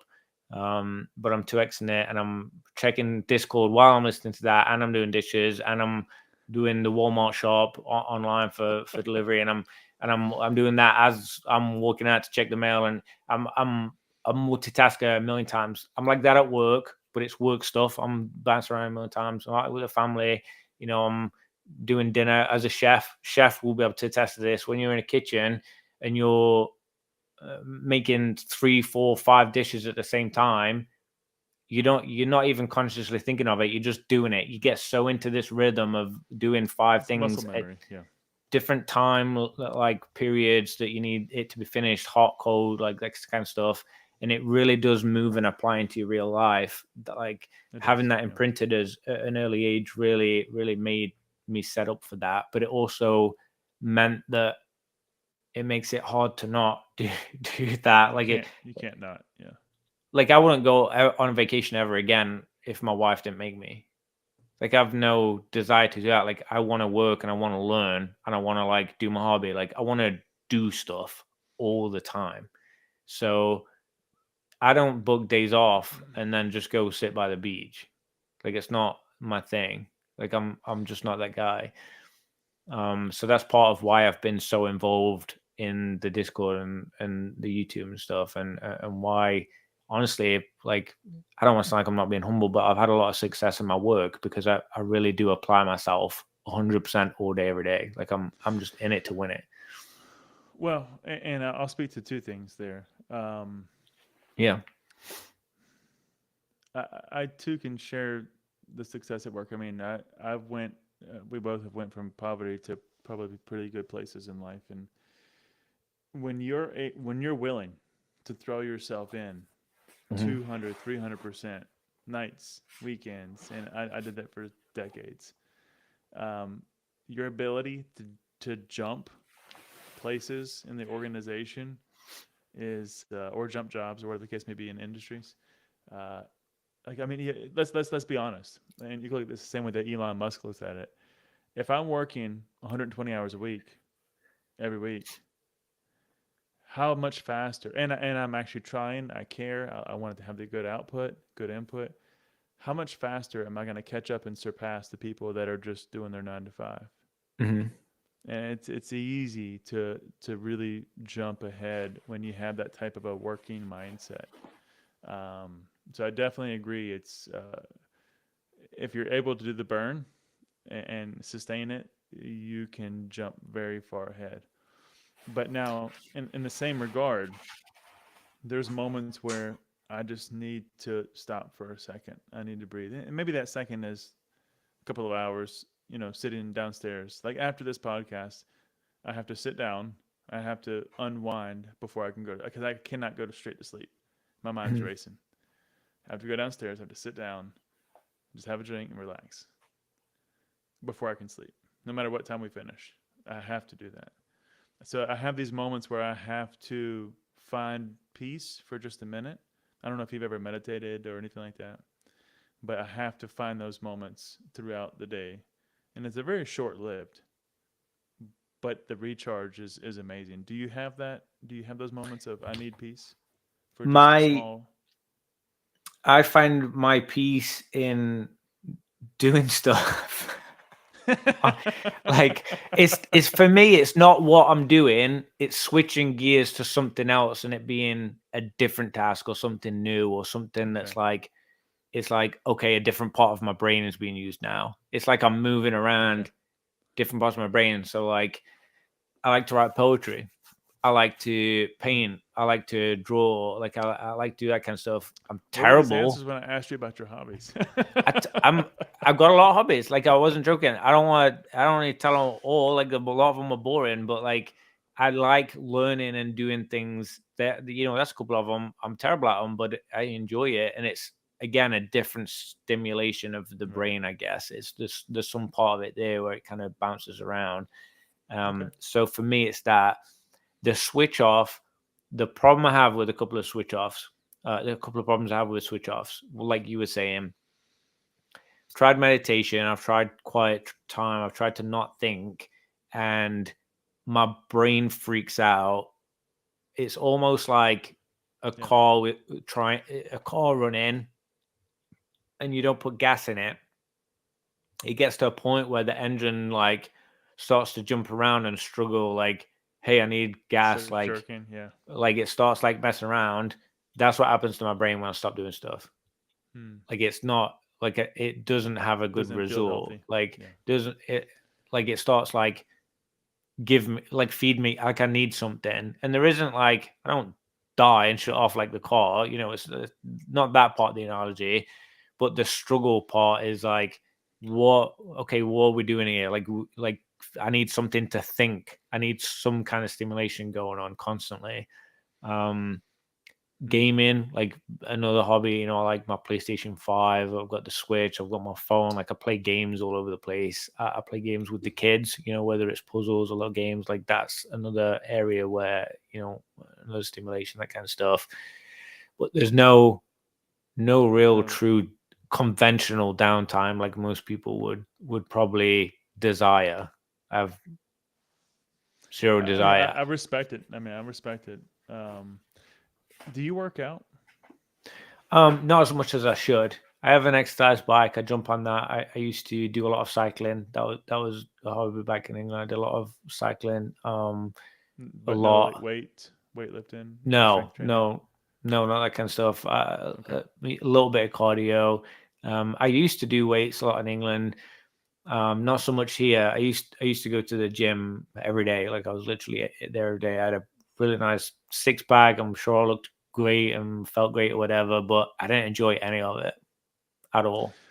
Not for me. You know, it's interesting because you also mentioned recently about your ability to eat and your metabolism to consume. Ridiculous. Right? And that, I think that's a really good correlation to how your brain runs.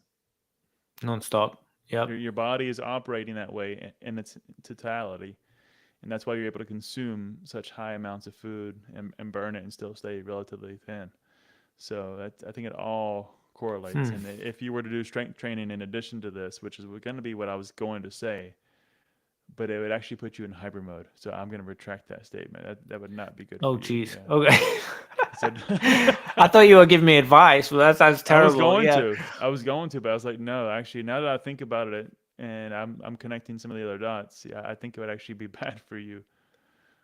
Because if you then worked out 5 days a week, your metabolism would be twice as fast. It's a real problem. Yeah, that's okay. Right. Like, at one point, I was eating 4 or 5 meals a day. Yeah. And snacks and protein shakes, and I wasn't even gaining a pound. It just, you were still. I don't know what the deal is. It just, is what it is. Well, I hope it doesn't slow down for you. I'll say that. I hope it stays at that speed, because what a great way to live life. How full would your life be at the end? Mm-hmm. Right? Wow. All right. Don't answer that question. It's busy. Busy. iFOMO says weights and heights help to clear my head. Yeah, exactly. I work out every day. It helps me to release stress. That's my stress release. So, similar to hikes, I used to have motorcycles, and I'd go on I'd push the limits of like the corners I would take and the speed and stuff like that. That was a little bit like that. Me going on a hike would be me going out for a ride on a Sunday morning for 3-4 hours and pushing myself a little bit. That was like clearing my head for me. Well, and that actually is a great correlation back to what we just talked about in your dichotomy, this triangle of complete, structure, semi, and then of course extreme. That was your extreme. I like it. All right, so we're just solidifying what we've already then outlined here. This is good. You've got me all pegged. I'm ready. All right, easy one. This is an easy answer, I'm sure, for you. But I'm really curious because you haven't posted on your YouTube channel in 4 months, and but yet here in just one of your recent Slabbed podcasts, you are just full, and I can believe it with 100% certainty. You are just full of ideas and things you want to do and what you want to give back. Are you going to focus on the Slabbed podcast and make that your thing? Are you actually going to move back into your channel? What's your plans as we sit today? You looked at some of my older videos, right? You said you went Yep. back. I'm all over the place. Like they're talking about pegged. That means a very different thing in England. I'll tell you that. I shouldn't have said that word to an American audience. The I jig is up. yeah, I'm all over the place. Like I look back at my old videos and I'm opening mail day and I'm talking about data and I'm talking about I'm gonna Yeah. do this play and I'm playing a game with this person. I'm just like I want to be in everything and doing everything. It's so exciting at the moment. Yeah, just a lot of frustration because I want to do that stuff. And they're clipping it. I want to do that stuff and I want to do more of it and I want to do it on, like I was saying with Josh, I want to do it on my channel and like do it as my thing, but it's just time. I'm just struggling with time. It's like clearly and like quite honestly just the hardest thing that I've got against me at the moment. I'm just struggling. The past month specifically I've been sick, but I've also been sick a few times this year. I don't know what's going on. I've just seemed to have a lot of like I don't know, I had COVID and strep and then this and that. It's just, the kids bringing it home from daycare, whatever. Oh yeah. For some reason, early days, yeah. Yeah, and it seems to like really hit me for some reason when I get sick, more so than most other people. It seems to like really take me out. Well, I honestly think it's because of how fast you run. Because my wife is very similar to you. And the Yeah. moment she takes a break, she tries to take a break, she's immediately sick every time. I never thought about that. Well, it has an impact on your immune system. So at the speed you run, you're not necessarily able to fight off as much because you're burning your energy everywhere else. And I'm saying this very simplistically, but we get into the science later in Oak's lab. But it makes sense. That's when people that are running at that speed always take a break. They go on vacation. They always get sick when they're at that level of operation constantly for years or months. It's going to be something that's very common. I do get sick pretty much every holiday when I'm off for a few days. Like I was just sick at Thanksgiving, literally. Like I was sick over the whole of Thanksgiving, that kind of time. I don't know. Yeah, there must be something to it. Some correlation. The human body. I'll go through a few of these. This is hilarious. So, I'm sorry, Mr. Walrus didn't come in. I just came in. Oak saying he got pegged. Yep. Good to see you, Josh. Thanks for joining us. Good to see you, Mr. Walrus. Dan, what's more important, my friend? What's more? We've already discussed this. You've clearly missed the beginning of this conversation. This is what's important. You just put it in the background. Put it in the background. You know, this comment though with Dan is probably not listening still, but I genuinely believe him. Dan has, I do too. He has a lot of integrity in what he says. He has watched my videos just like I do, like a week later or 4 days later or whatever, and he'll comment through the video. And like he'll see something, he'll timestamp it and do stuff like that. So like, I know he's watching that video. Like he's not just jumping on, leaving a comment for the algorithm, not just jumping on just to show his face. He's genuinely like doing the same stuff I do. He's just better at like vocalizing it. And I love that about him. Like I love that integrity and the fact that like he really is in the hobby. He's not someone just trying to like sell and flip and do it. Like he really is a very integral part of it. And shout out Dan for that. I really do love that about him. He's awesome. Yeah, great dude. I hope to spend some more time with him in the future. Maybe have him on again next year and see him again when he comes to Charlotte. We'll try to do a little get together here at my house in the Charlotte Collecticon. The jig is up. Okay, so Josh, if you clip that, Walrus makes a reel, and then you make a remix dance video. I want to see that. Please make a video. Oak will send you a mic. God. Oh, I've been cancelled. Very European of me, I guess. Yeah. This is too much. You guys are just trolling. This is terrible. All right. I'm gonna move on. They are hilarious, though. I love So, watching them in the yeah, I live do too. chats. They're so funny. Yeah, they really add the fun to it. They do. Couldn't agree more. His knowledge and what he's willing to share is through the roof, So, hats off again one more time to Dan for sure. All right, so I do want to touch on a few things, more traditional things, and then we'll get into some fun stuff. You still good? Yeah. Still with me? All right. Yeah. Go for it. Are you running an actual business, or are you still just doing this more personally? Yeah. So Good question. I am sole proprietor with fictitious name, that kind of stuff, like very basic, simple setup. Business bank account, keep records of everything. I'll be filing Schedule C, that kind of stuff. Primarily sell through eBay. Like that's essentially where I've done most of my sales. And Okay. yeah. I think I heard you say. Oh, it was on your Old Maid video play. Actually, it was in a later video that you spoke about the Old Maid play. And you said you actually use PWCC when it's low population. That was a gem. I listened intently. So, do you have other things? Big like nugget that? there. Big nugget there. Like that is something I've said it to a few people, but I don't know if people really understand the effect and the impact of it staying pop 1 of 1 on a listing on PWCC.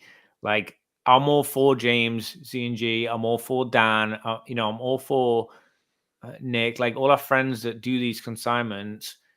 But if there's something that's a pop 1 and not something crazy, you're okay with the fees.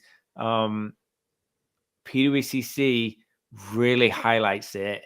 And people get real excited about it. So if it's something new to market or something that's difficult to grade in that high grade, it's been a really smart play for me. Like I've had some really nice sales on there for that specific reason.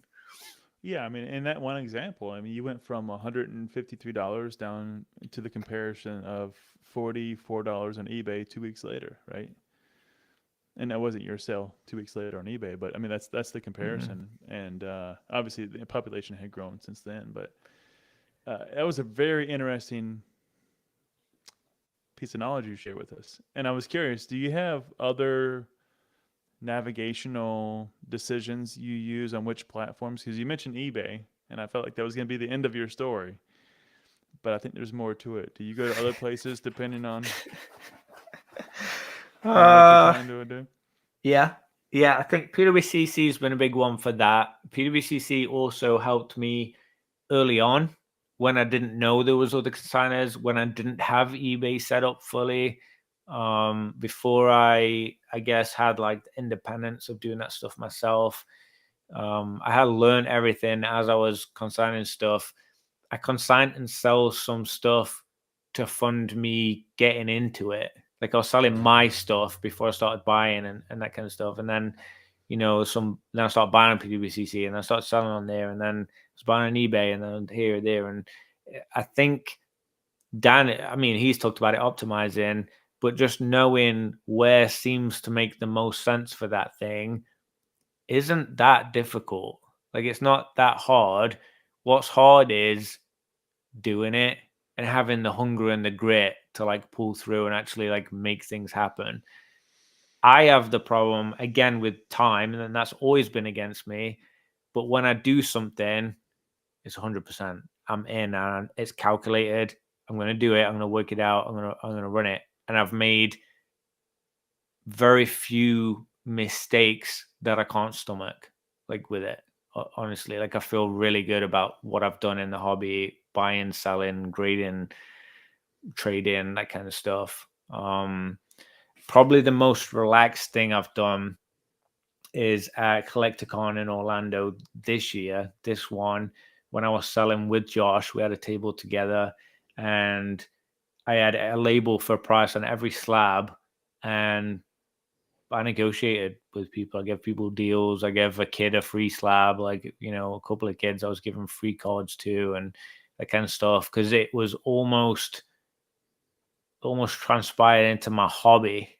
Like it became like enjoyable and like a part of the fun aspect of me, and not so much the money making business side of it. But yeah, I'm registered. It's Oaks Lab, or so I don't remember what it is. It's like, yeah, I'm like, I got a business set up and that kind of stuff, but nothing crazy. I'm just buying and selling, grading some stuff, and just making some money. Fund my craziness. I respect how you avoided the question. Well done, sir. Well done.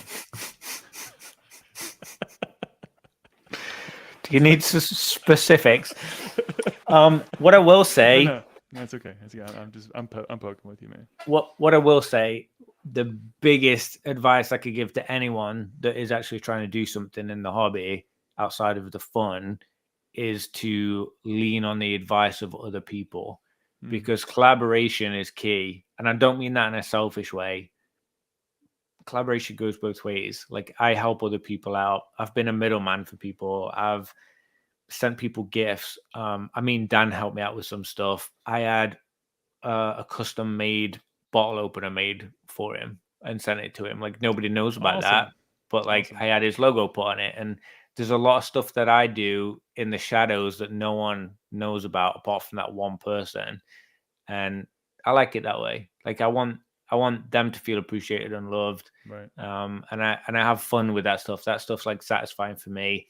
I don't need to shout out and, bravado and like bask in the glory of any of it. It's just, and it's small stuff. Like, it's nothing crazy. It's just, right.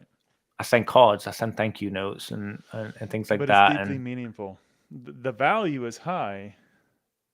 Hopefully. I mean, not all people value that stuff. Like, some people value money. Some people value time being spent. The love languages, that kind of stuff. So I just try to show it in different ways that I can and just test those waters, I guess. I love that. I bet your wife is very happy. Keep her busy. If you transpire that over, which I know you do, she appreciates it. Yeah. We'll run through a couple of these. This is good. I've been trying to get under Dan's skin for 6.9 years. But I recently realized that you fail because robots don't have skin. They do. What's it called? What's robot skin called? Like, it has a name. Something, right? Synthetic. Yeah, it's like synthetic or something. Yeah. Dan charged me 99 cents per question. It sucks. Paywall, baby. Pops go down. Always add you to your listing. Pop 55,000 is low to someone, right? That's true.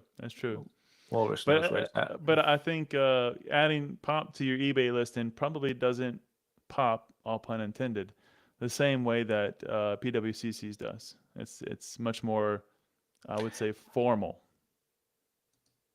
I've had one instance where I did very well with a pop one card on eBay that I bought, funnily enough, from PWCC cheap, and I listed it on eBay for like 5x or something. It was something crazy, and it was a pop one, highest graded CGC 9.5 in the old slab 9.5. So it was a new 10. So when the CGC changed, I put the price up, and someone I'm not going to mention, but someone that is nefarious in the hobby bought that card, and I know exactly what happened with it. I really should make a video. I just don't have enough facts about some of it. I've really tried not to touch it in public yet, but there's other people I've spoke to about this person, and there's stuff, whatever happened with that. But I made a killing on that card, and that's the only one that I sold on eBay successfully for like a good profit. That was pop one. All the others have been PWCC plays. Did you put it in the title? Yeah. Okay. It was a killer card. Like, it deserved it. Yeah. But there you go, Mr. Walrus. Proven in the pudding. If I send a Pop 1 PSA 10 glaring Rapidash reverse hollow, will I have enough profit to eat for one more day? If you sell it on PWCC,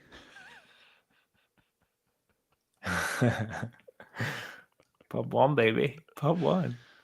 hey, Basic, good to see you, my friend. Thanks for stopping by, man. I love Basic. I Yeah. think Basic was my first guest on Yeah. my channel. There's only Yeah. one cool kid, at least in the podcast, on the video side, and that's going to be Mr. Oak over here. The rest of the cool kids are in the chat. I'm just here having fun. It's having fun. I love But him. thanks for stopping by, man. All right.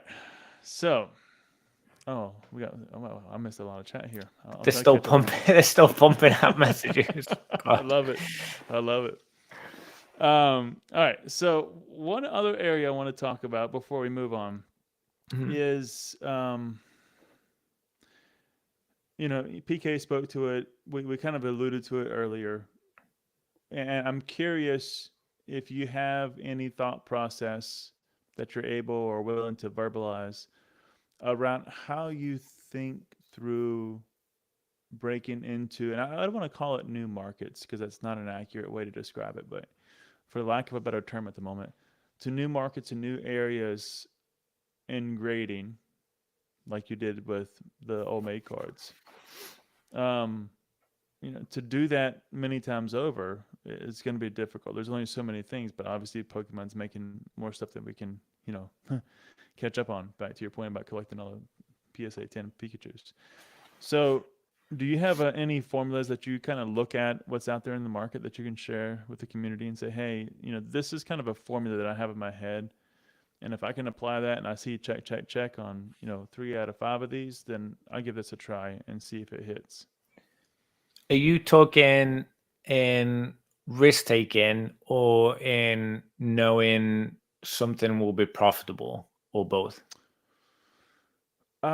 Really, I see the risk is the way to see if it would be profitable, right? Because you don't know, right? The reason I ask is some of the stuff I've done, I've been first on it, has been for me. Like PC, because I haven't been able to buy that thing, so I've just done it and created it, kind of, like that kind of thing. Okay. I graded the first ever Pokemon Uno card. I had PSA open that too. We talk about old maid, but for me, Uno I think was a bigger deal. And I graded, it was the Pikachu. That was the first one. It was actually a gift from Thrifty. She was in there earlier. She gifted it to me, and I was like, I'm gonna get PSA to grade this, and I did. What was that like? I mean, did you have to provide documentation, anything, or they just did all the research, or you did? It's both. The cat's out of the bag now, but when I was sending a lot of that stuff to PSA, I think I had a little bit of, I guess, skin in the game with them, because I did have I had quite a lot of slabs in the registry. I was in their system as, a pretty active collector, someone that they would probably say is an ideal client kind of person, an ideal customer, someone that buys PSA slabs, someone that grades with PSA, right, that kind of stuff. So I think they were a bit more willing to listen to my requests.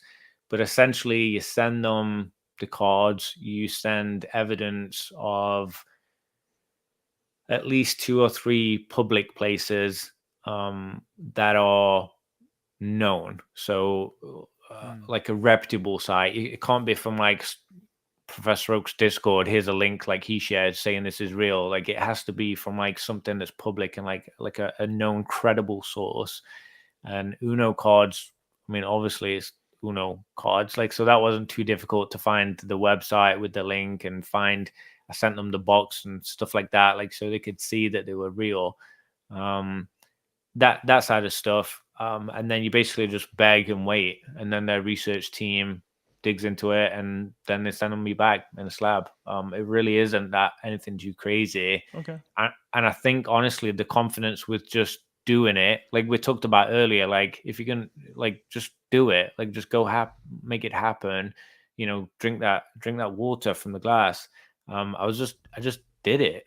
I was like, what's the big deal? Like, I'm Let's just go gonna for it. try, and if they say What's the no, risk? then There's zero I, risk. yeah, like Yeah. what am I losing? Like, I'll just do it. I'm interested. I want to get this done. Like, let's happen. So we did that, and yeah, I've done it on a few things. I forget some of them now. There's been quite a few things that I've done it on, but I think some of the fun stuff I've done it with has been that first to market thing, like the Old Right. Maid and the Uno and stuff. It was flattering watching PK's recent video about it, because he like made a much bigger deal about it than I did. You know, I wasn't really thinking it was anything that special. I mean, the Old Maid cards, I had a lot of success, but like the 30-cent cards, you know, they were like nothing to me. So for me, it was more of fun. I wasn't really expecting to like stonk out and like make all this money and like, you know, do all this crazy play. But when they did sell for like decent amounts, I was like, I gotta tell Oh. people about this. like, So, like I feel like I should share this with like the world of my friends, like on YouTube, because I didn't have many subscribers. You know, he poked at it. You know, I only had like 200 subscribers or something, 200 views or whatever it was. No one really knew who I was, but that play was a fun one, and I think he recognized something in that was very simple and like, why didn't I think of that? You know, like a lot of the greatest inventions in the world and a lot of the greatest thoughts is, I've looked at them and I'm like, why didn't I do that? So I just exactly. try and Yeah. do that now. I just do stuff. If I think it's a cool idea or I think it could be something, just do it. Whatever. So Excuse me. there's no formula you have kind of that you look at that and say, hey, okay, if it meets, you know, these couple of requirements, I'm going to give it a shot. So the main thing, specifically to the first to play thing, is you don't have any idea of what it's worth, right? It's not, you don't have any price history, no sales history there. So you have to either pick the closest thing it could be or create what it could be. Right. I did neither. I sent it to PWCC for that. I wanted to just see where the dice rolled, you know, whatever the phrase is, and just kind of see what happened on the desire for something that was like a Let the pop market one. decide. Yeah, brand new, a few years old, and pop one. Too. This wasn't 2023, 2022 cards. Like, they'd been out for like 3 years when I did that. So I think that was a little bit of like, whoa, if this is pop one non-graded higher, like I gotta have this. Like I think people just felt a little bit like that. They don't know what it was, and that was the one opportunity to grab it. They knew it wasn't buy it now on eBay, where it could potentially still be there 4 months later and they could come back. Like, if you wanted it, this was pop one at auction right now. Roll up, let's go. And people bid on it. People bid like crazy. It was nuts. So that was fun. But honestly, formula wise, on my Excel sheet, I'm counting into purchase price of what I'm buying. Yeah. I'm counting in shipping to PSA, grading at PSA, the taxes, the shipping back from PSA, the sleeves, the card savers, any materials, the label. Like, I have every cost built into there, and I've done a couple of videos on it. I've got a couple planned out. I have the Excel sheets ready. I just need to talk about them. But I know what my cost is, even though I don't know what the profit is or what I'm going to sell it at on some stuff, because it's auction, that kind of thing. I know what my cost is. So when it sells, and then I know, you know, whatever the profit is, right. You know, and the good thing is that I don't need to make money. I have a job. I'm not Dan. Like, I'm not Nick. I'm not, you know, I'm not a full-time Pokemon seller. So for me, it's just one other little game I can play and one other little thing I can do to stimulate my brain in the hobby. That's like another little angle of a challenge, I guess. It's fun. It was fun doing those plays. Yeah. Yeah. It made me think. You may say, interesting. Have you graded much with PSA? Yeah, only PSA. Much, I don't know. Sub 1,000 cards. That's for sure. That's a hell of a lot. That's a lot more than most other people in this hobby, I'll tell you that. Well, I mean, I've only worked with one company, and it's been a fun experience. I've learned a lot. That's for sure. Are you pulling something up to show us? Yeah, the first ever Pokemon Uno card graded by PSA. Oh, I love it. I had Thrifty Thrifty sign it. She's a rock star. I love that. I love that.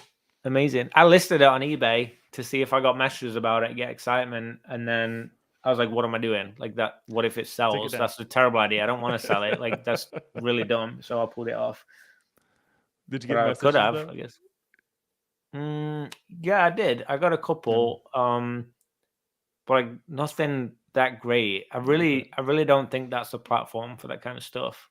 No, I really think you need to get it somewhere where it's publicized, almost. Well, that's like the and forgive me here. What is it? The ponytail that Basic had that he had PK take to the Collecticon. Ponychew, yeah. Ponychew. I was bidding on that same night.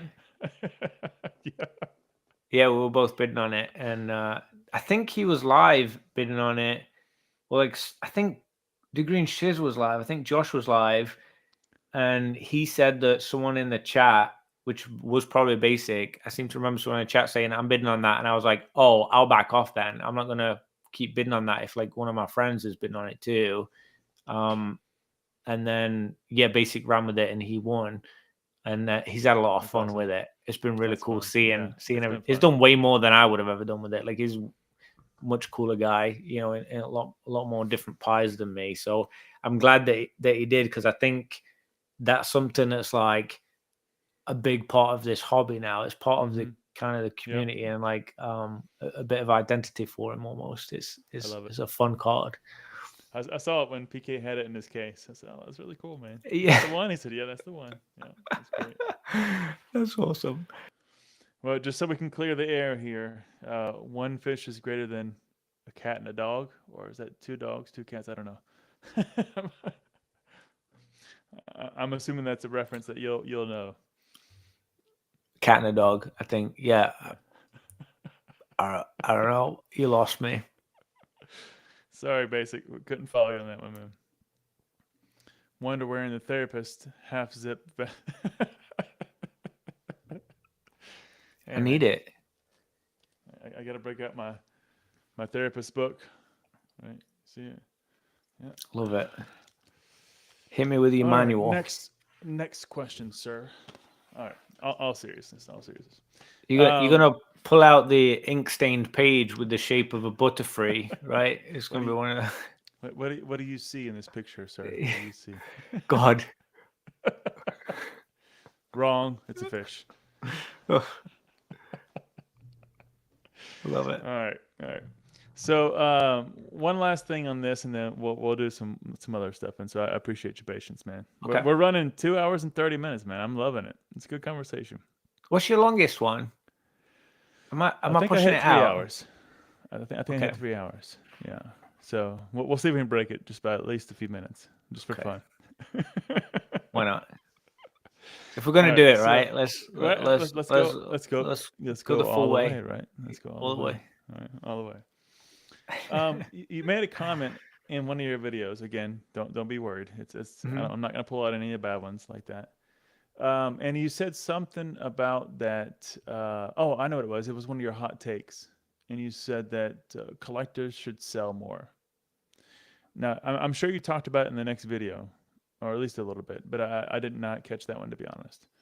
But I think that's an interesting point, because most of the time collectors don't sell a lot. And I wondered what your thought was behind having the experience of both. Now, obviously, you have it, I have it. What value do you think that adds to a collector to be able to sell? Oh, my God. I think I've seen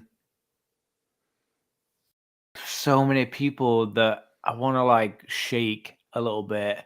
And I'm like, there's so much more opportunity out there. There's so much you could do with things that you're not doing things with. And I don't mean that necessarily in terms of physically, like doing stuff, but a lot of people have stuff that they don't want. Like they just have it because it came with this or it came with that, or they're bored of it, they're not interested anymore, but it's part of their collection, you know, and it's in their binder, or it was an old set that it liked, that kind of stuff. People, I've spoke to people and they've been almost scared of selling. Like, oh, I could never sell. I've never sold on eBay. I don't even know how to do that. I'll send it to a consignor, or I'll just sell it as bulk to, you know, a bulk buyer, or I'll do this kind of stuff. And it's so easy to do something with it. Like in terms of filling out a form and put something in a box. I mean, sending to PSA, it's very easy. Selling PWCC, very easy. Selling on eBay, very easy. It's moments that equal money. And it's really that simple. It turns into money, and then those funds can buy more moments, almost. Right. You know, it can buy other stuff of joy that you can do with other things. When I started selling before I started buying. I was selling stuff that I had so that I could buy things that I wanted. And then I ran out of stuff that I'd sold of my stuff. Excuse me. I'm not quite shook this sore throat. Sorry. Right. Yeah, I kind of ran out of a lot of the stuff that was like really worth money, you know, a lot of the big stuff. And then I owned the things that I really wanted. So then I was like, okay, what do I do now? So I bought other things that I wanted, but didn't really love, in the idea of, well, it's mine and I like it and I can add it to my collection. But if I sell it, I'm not going to be too upset. And then I did that. And then I saw things where I was like, I can make money like with this. Like, I don't even want this, but I know I could buy it this and do that with it and sell it and that kind of stuff. So I did a little bit of that as like almost like a bit of a game and a little bit of a play and a little bit of like hobby fun, but it also made money. So it's like win-win. Like you literally, you can't lose in this hobby if you do that kind of stuff. Like, honestly, it's very difficult to make money. And I've touched on that in the podcast before, but it's also very easy to try.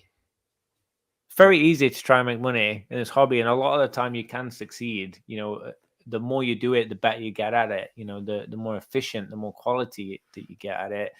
I feel very confident that I could, if I had the time tomorrow to take the day off, I could go make money in Pokemon, whether it's $1 or $100 or $1,000. Like, I would know the resources and areas I could go to do something, you know, and that's just come from being so involved in playing with that stuff, you know, for the past few years.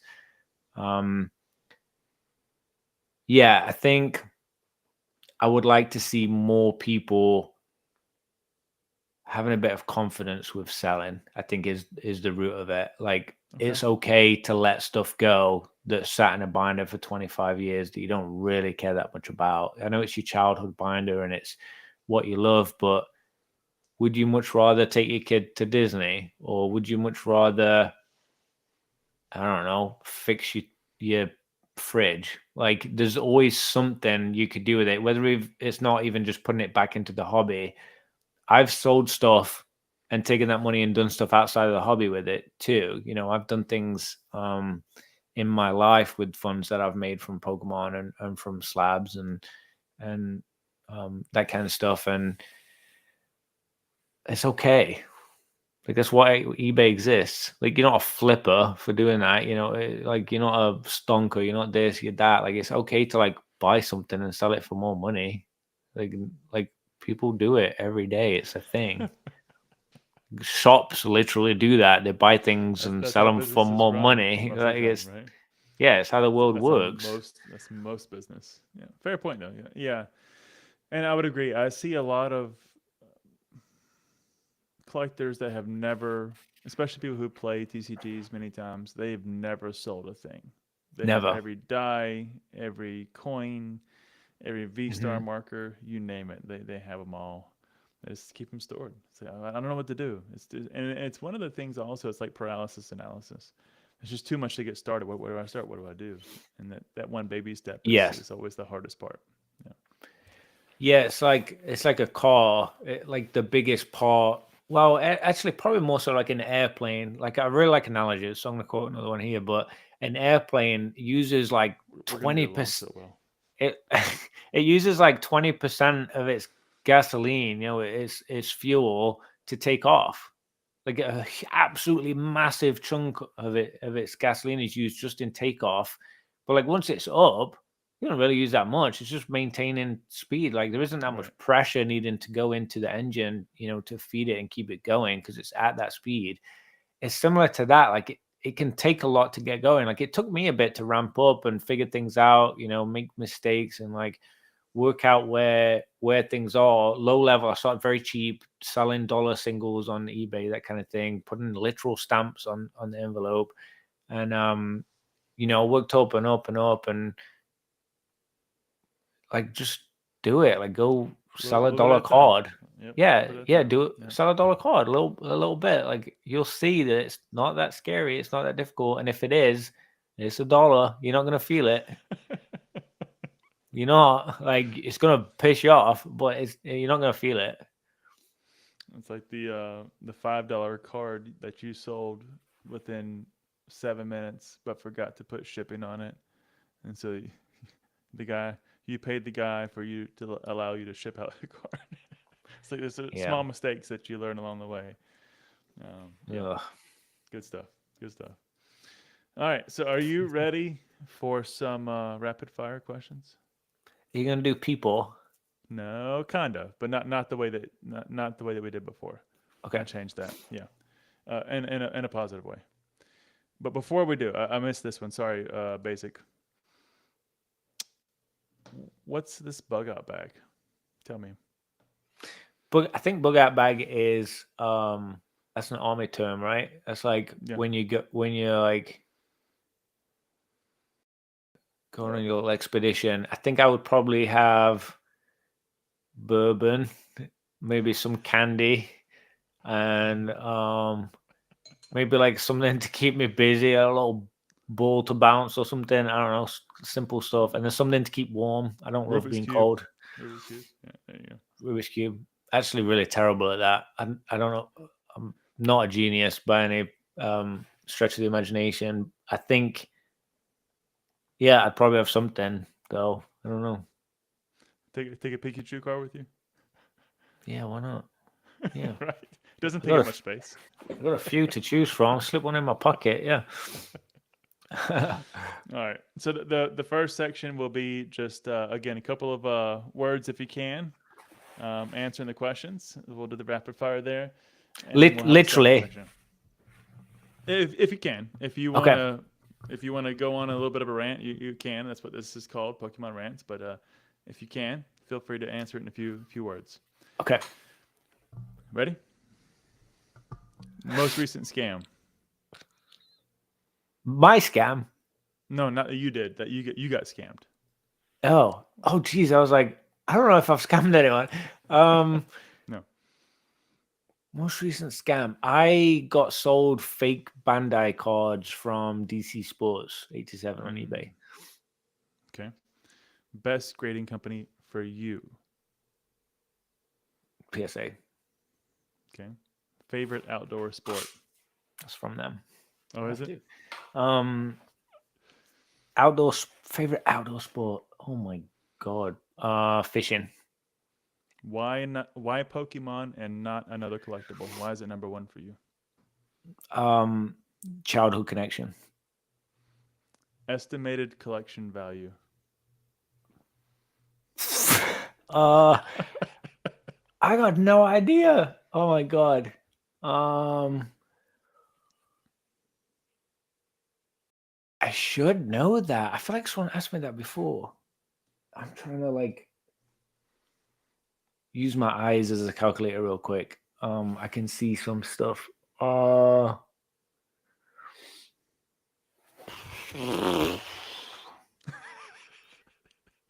got boxes. I got so much stuff in this room. I can't even tell you.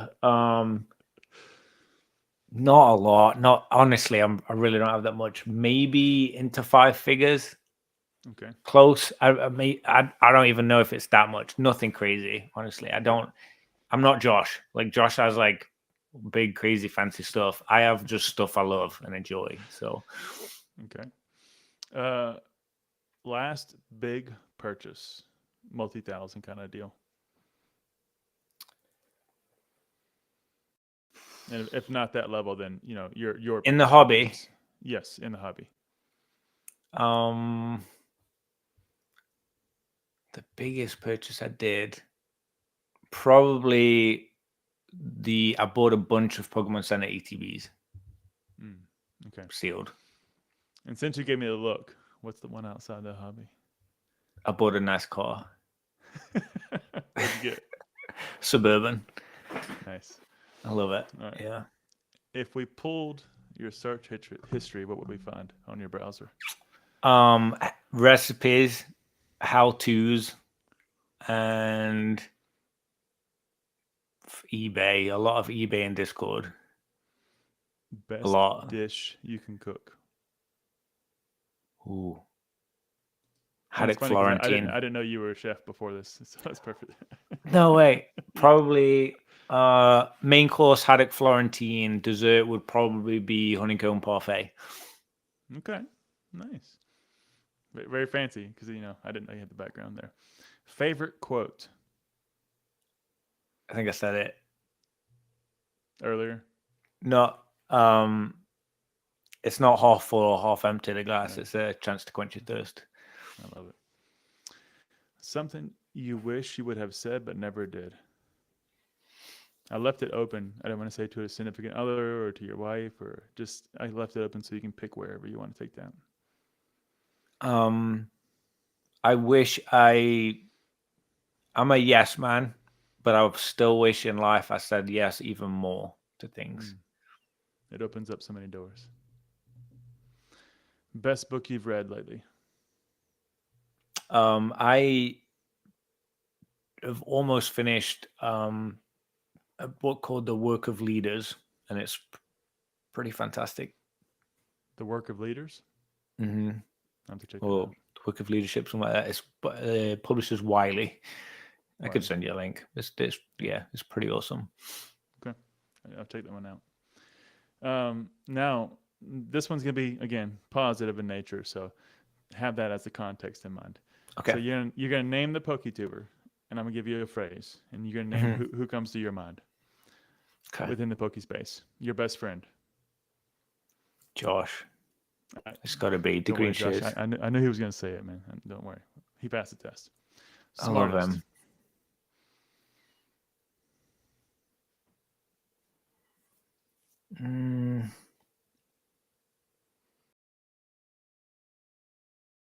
Oh my god, who's coming to mind as the smartest? I don't think I've ever thought about any of them as like smart. I've never really analyzed them that way before. Smartest. You know who's really smart, who I think's really smart and really coy with it, is Rusty. Like, I feel like he's a lot smarter than what he makes out. Not that he makes himself like sound like not smart or anything, but like he's quiet because he's so quiet. Yeah, I feel like there's a lot more going on there than we see. Yeah, I would agree with you. Makes you rethink your approach.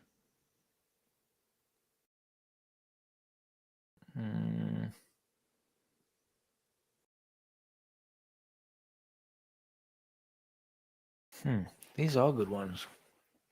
I'm not very good at this rapid fire thing, am I? Jeez Louise. Rethink my approach. To be fair, it's about 3 hours in, so I've pulled at your mental threads just a little bit. This is the 18th hour. Yeah. I'm kind of taking it as like a little bit of like motivated almost, like in a positive way, like rethought my approach, and like kind of made me want to motivate me a little bit. And the biggest volume wise person, mostly back in the day, that did that was PK for sure. He had a huge impact on me in the hobby. Well, then that kind of already covers the next one. So then, Oh, sorry. that's okay. That's all right. No problem. Someone you seek out for new content, even when YouTube doesn't recommend it to you. You go check their channel to see did they post a video. People that haven't done videos yet that I'm subscribed to. I'm constantly looking for someone that I haven't seen, which is I'm like kind of avoiding it, but not like because that is genuinely what I do. Like I'll go through my subscription feed and look for if there's anyone that hasn't posted in a long time, that doesn't post much, hasn't posted before. I'll always click that one first. I like that. Someone that left the hobby that you wish was still with us. I haven't seen much of Squeaks lately. I thought he brought a very unique piece of the jigsaw puzzle to the community. I feel like he was doing something and a person that was like unlike nobody else. And I enjoyed that. I need to go back and see those podcasts with him and Radar as well. Let's check it out. Most pleasantly surprised when you met them in person. Brandon Baker. Pookie BB. Highest value content.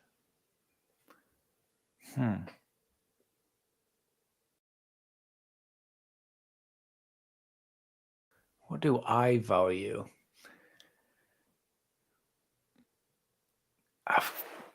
That's hard to weigh. I have people that I have feel very valuable to me on education, some for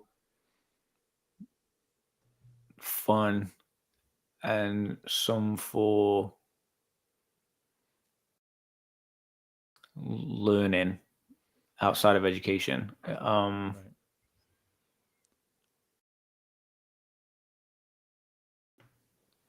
I think Dan's a good one for that. I feel like he touches a lot of different pieces too, in a lot of different areas.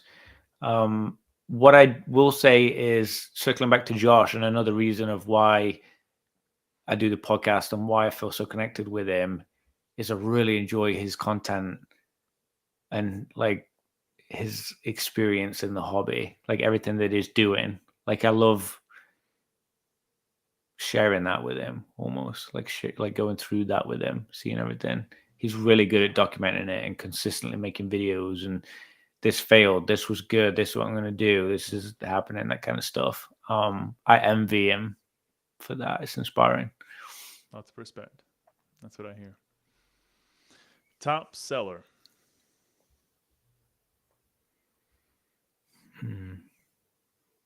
I think old school Pokemon. Probably Nick comes to mind just because he battled through so much effort for so many years, and now he's absolutely crushing eBay and is wonderful at it. Alongside Chris, Weedle's Warehouse. He's another rock star. I haven't got a chance to talk to Chris too much, but you'll love him. Soon. Yeah. He's amazing and gorgeous. He's one of those guys that like it's like a man crush kind of thing. Like he's like a dude. He's so awesome. Cool dude. For sure. Cool dude. Yeah. I'll have to get a hold of him and have a good conversation. Yeah. Yeah, I definitely agree with the Nick. He's been crunching it for years, man, and he's doing such a great job with eBay Live. So super happy for him. Hope it works out. All right, so we'll move over now onto the personal side. But before I do, I don't want to miss our audience here. FOMO, least favorite subject you want to study in school next year? History. I can't think of it. And like I'm very forward thinking, like looking to the future. History for me, I think it's important. I think we need to know it and learn from it. But like, I don't love it. I don't want to soak myself in it at all. Okay. Yeah. Do it to get through it, and that's it. What about you? If you had to choose a least favorite subject, if you had to go to school next year.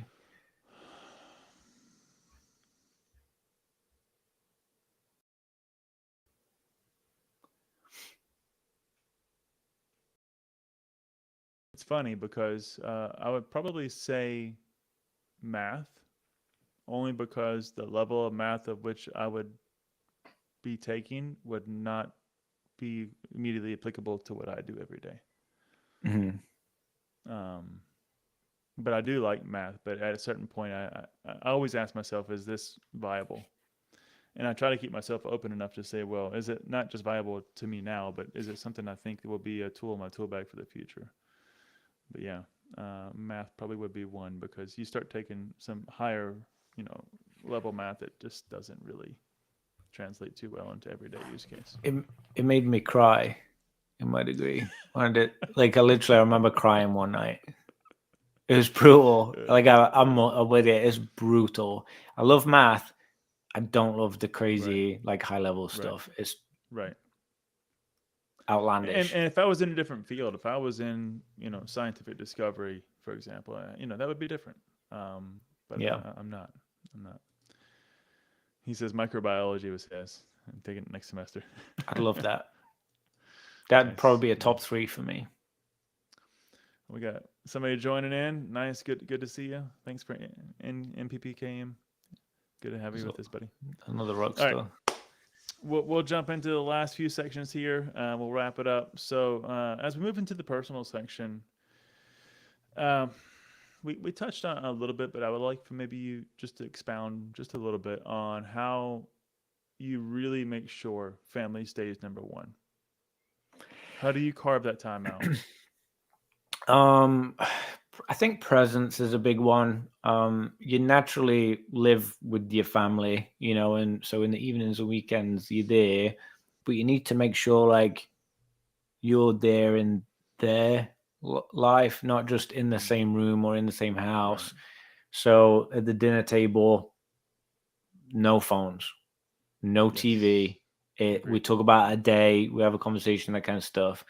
Get home from work, the first thing I do is I run outside and I greet them. I grab the kids, I hold them, I bring them in. Little stuff like that. I just try to be present and make sure that they're, when I'm with them, they are my world.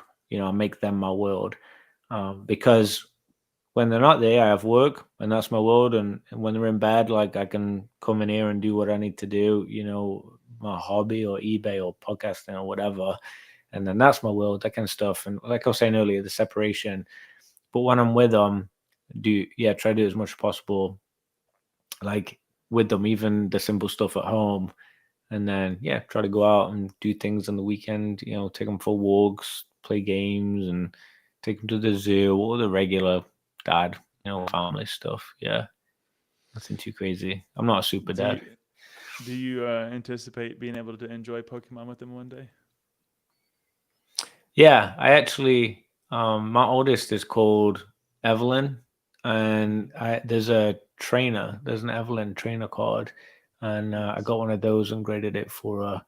And I mean, it's worthless, not anything good, but it's a Pokemon card with her name on. So I did that to try and get the foot in the door. But they're still very young. One of them is 5 and the other one is 1, and in a few weeks, at Christmas. So they're still very young. But I think when they get older, the oldest one, Evie, she likes the show. She likes watching it. So we'll do that every so often. Nice. But I think, when they get older, they'll probably be way more involved. Yeah, I would love that. Sure. And I've shared it many times. So for those that have heard it, I apologize for the repetition. But playing with my kids, trading, even my 5-year-old, he has an awesome binder. I'm jealous of some of the cards he's got in that binder. He won't trade for me for nothing. Oh my God. And then my oldest one, he whoops me up in TCG. Yeah. We sit down. He builds a new deck. He said, Dad, I want to try this new deck. And I sit down with last year's competition deck, and he just wipes the floor with me. I'm like, how did you make this deck? This is amazing. It's awesome. I love it. Absolutely love it. That's crazy. You got to make sure you feed that, keep him hungry with it, because it'll serve him well. That mindset, not necessarily winning huge competitions or whatever, taking over the world with it, but that mindset of being really good at something and figuring it out, and that hunger and curiosity and the grit to carry on trying to get better. Exactly. great life skills. Yeah, so It is. And I was that's just having that good to conversation hear. with my wife. Yeah. In summary, it was, what value is Pokemon adding? And I said, well, it's massive value. And she says, well, why would that be the case, right? And from her perspective, I get it. Outside looking in, it looks very silly. You're Face spending too value. much Yeah. time. Yeah, it looks. You're just spending too much time on this Pokemon stuff. There's no. You need to be doing real things. So, okay. So we talked through a little bit, and I explained the translation of what these skills, move over to in the real life. Hmm. And I don't know, because we had to stop the conversation for different reasons, but I think she was a bit taken back of the translation that I was making from Pokemon to this, and I wasn't just making it up because I love Pokemon. I was literally doing what I did with sports cards as a kid, translating it to my adult career and how I become successful because of what I did with my sports cards.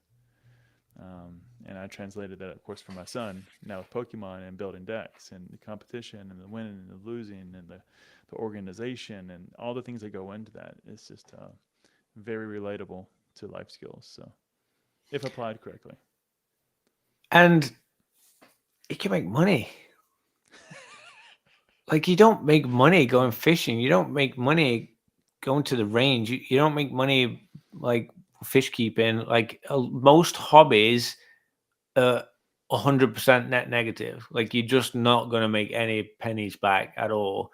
And this one, I mean, I'm net positive. Like, I make money from my hobby. That's crazy. Yeah, I love A- that.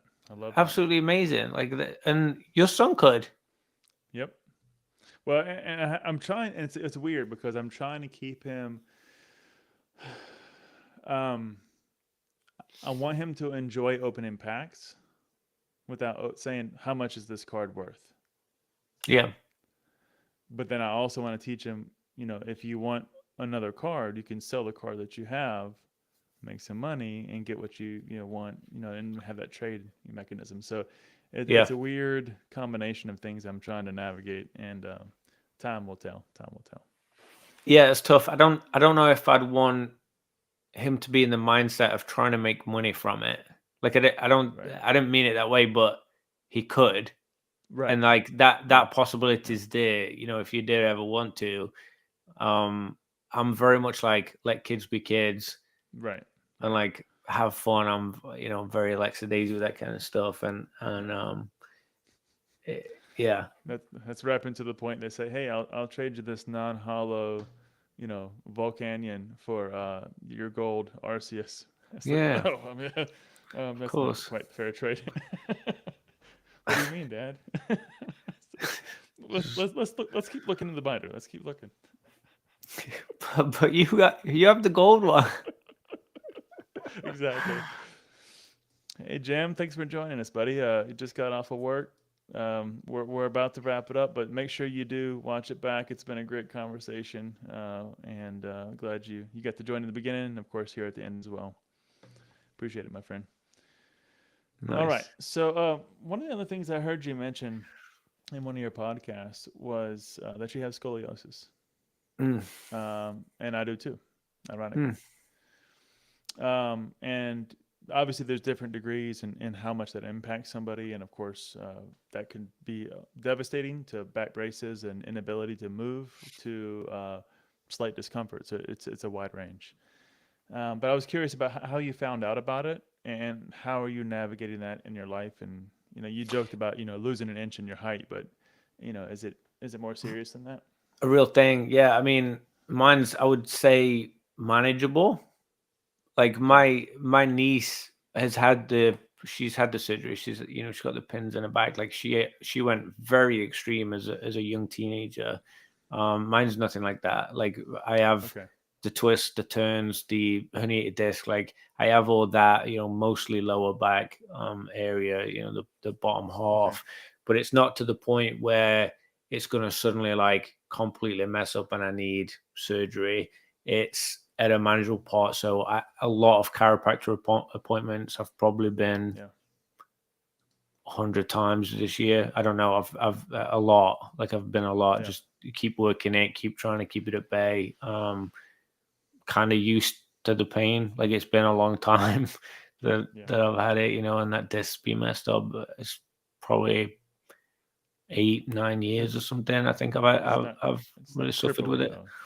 Yeah. Not crippling. Painful. Yeah. Not painful.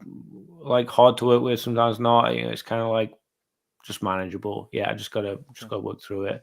Well, where are you at with it? About the same. Chiropractor was my go-to source for quite some time. I try to stay fit to help counteract it, and actually do certain exercises to try to help balance some of the muscles and get a correction to it. But one of the best things I've done in the past 3 years has been yoga. Yeah. Yoga changed. I mean, there was times where it wasn't, I don't know, maybe 6 years ago. I'm pretty bad with time frames, but roughly speaking, that my 80-year-old grandmother had to help me get to the chiropractor because I couldn't stand up. Wow. And it was that for me was like, this is embarrassing.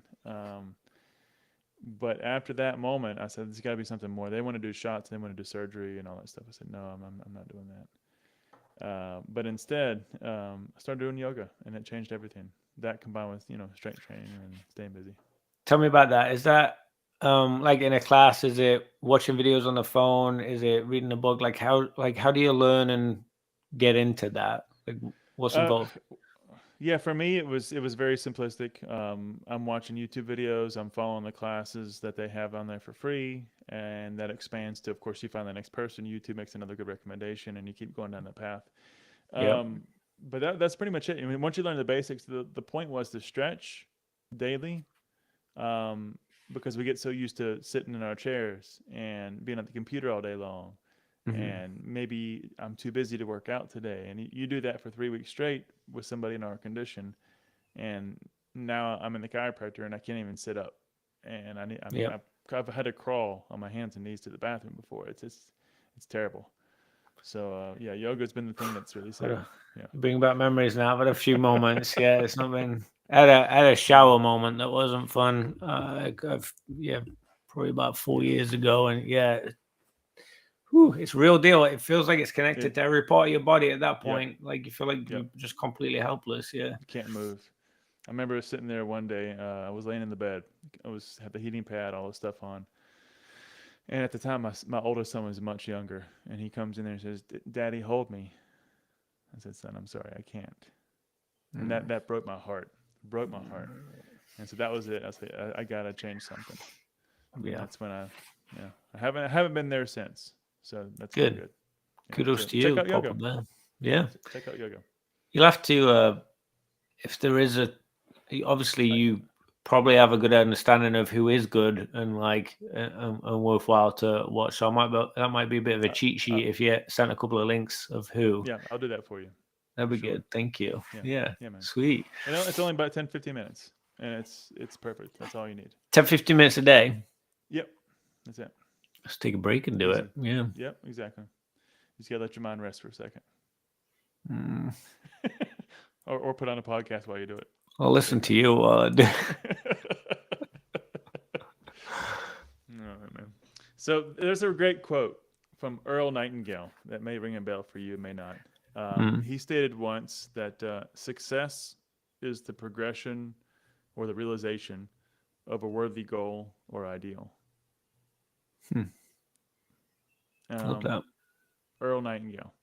So what is your worthy goal or ideal? What is it you're working towards? You're doing many things. Obviously, we've discussed that. But there's something at the pinnacle. What is it for you? I think for me, it's the chase.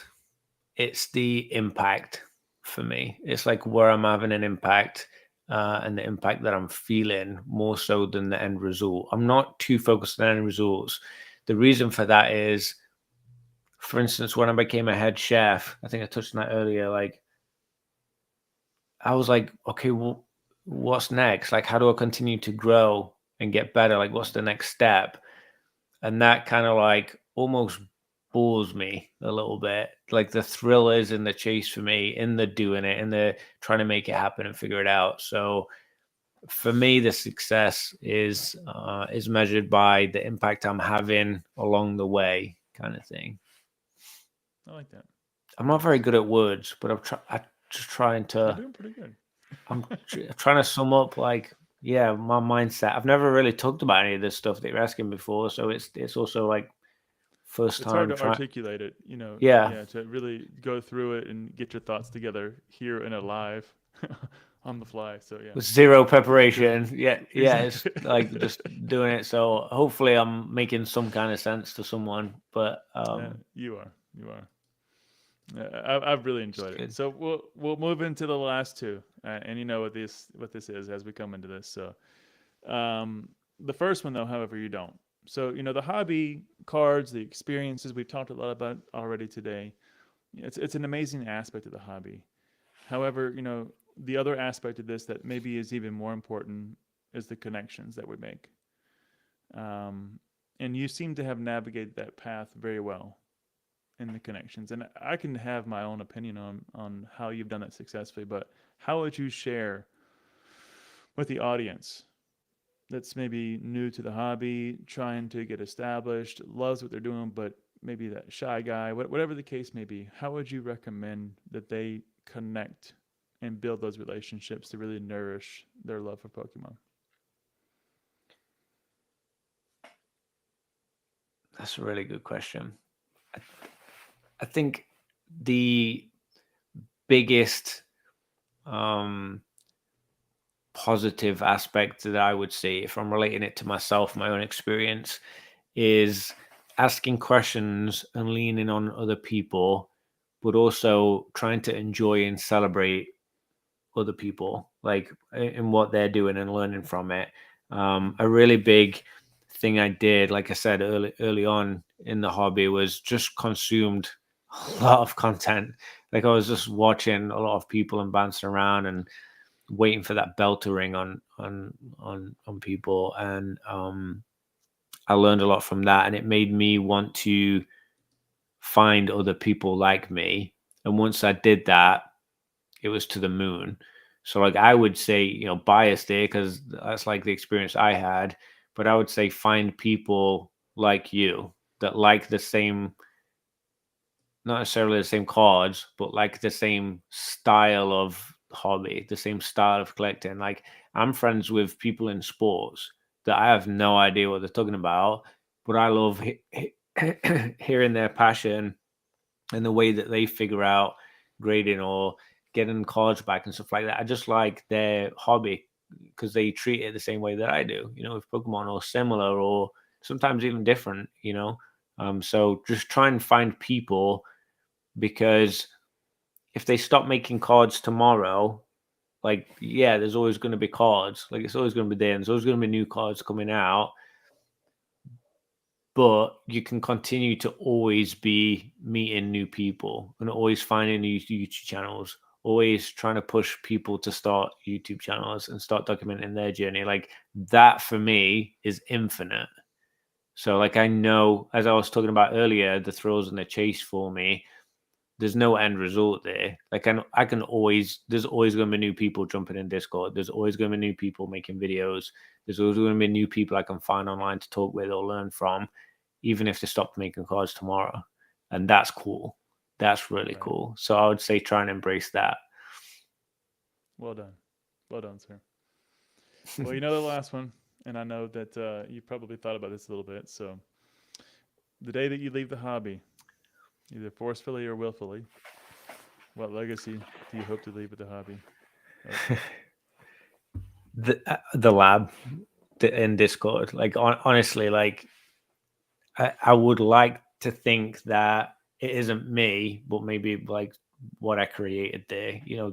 For me, the Discord is really special. Like it's a part of my life, like quite literally, and it has been for a long time. Every day since I made it, it's been pretty integral.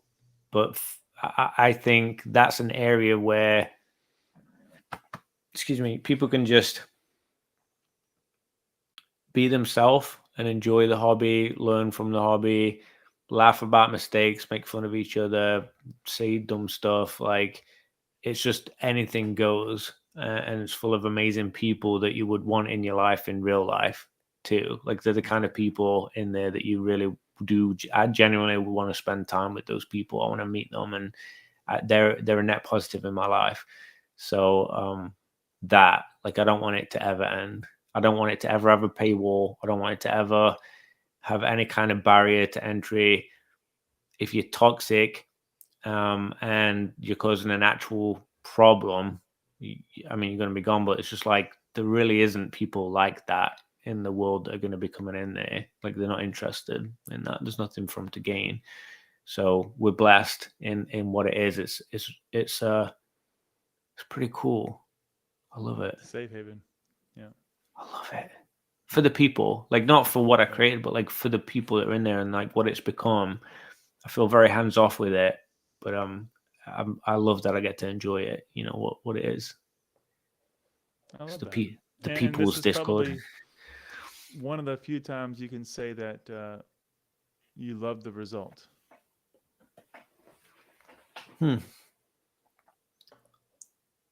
Yeah, I guess there is a result in it right now.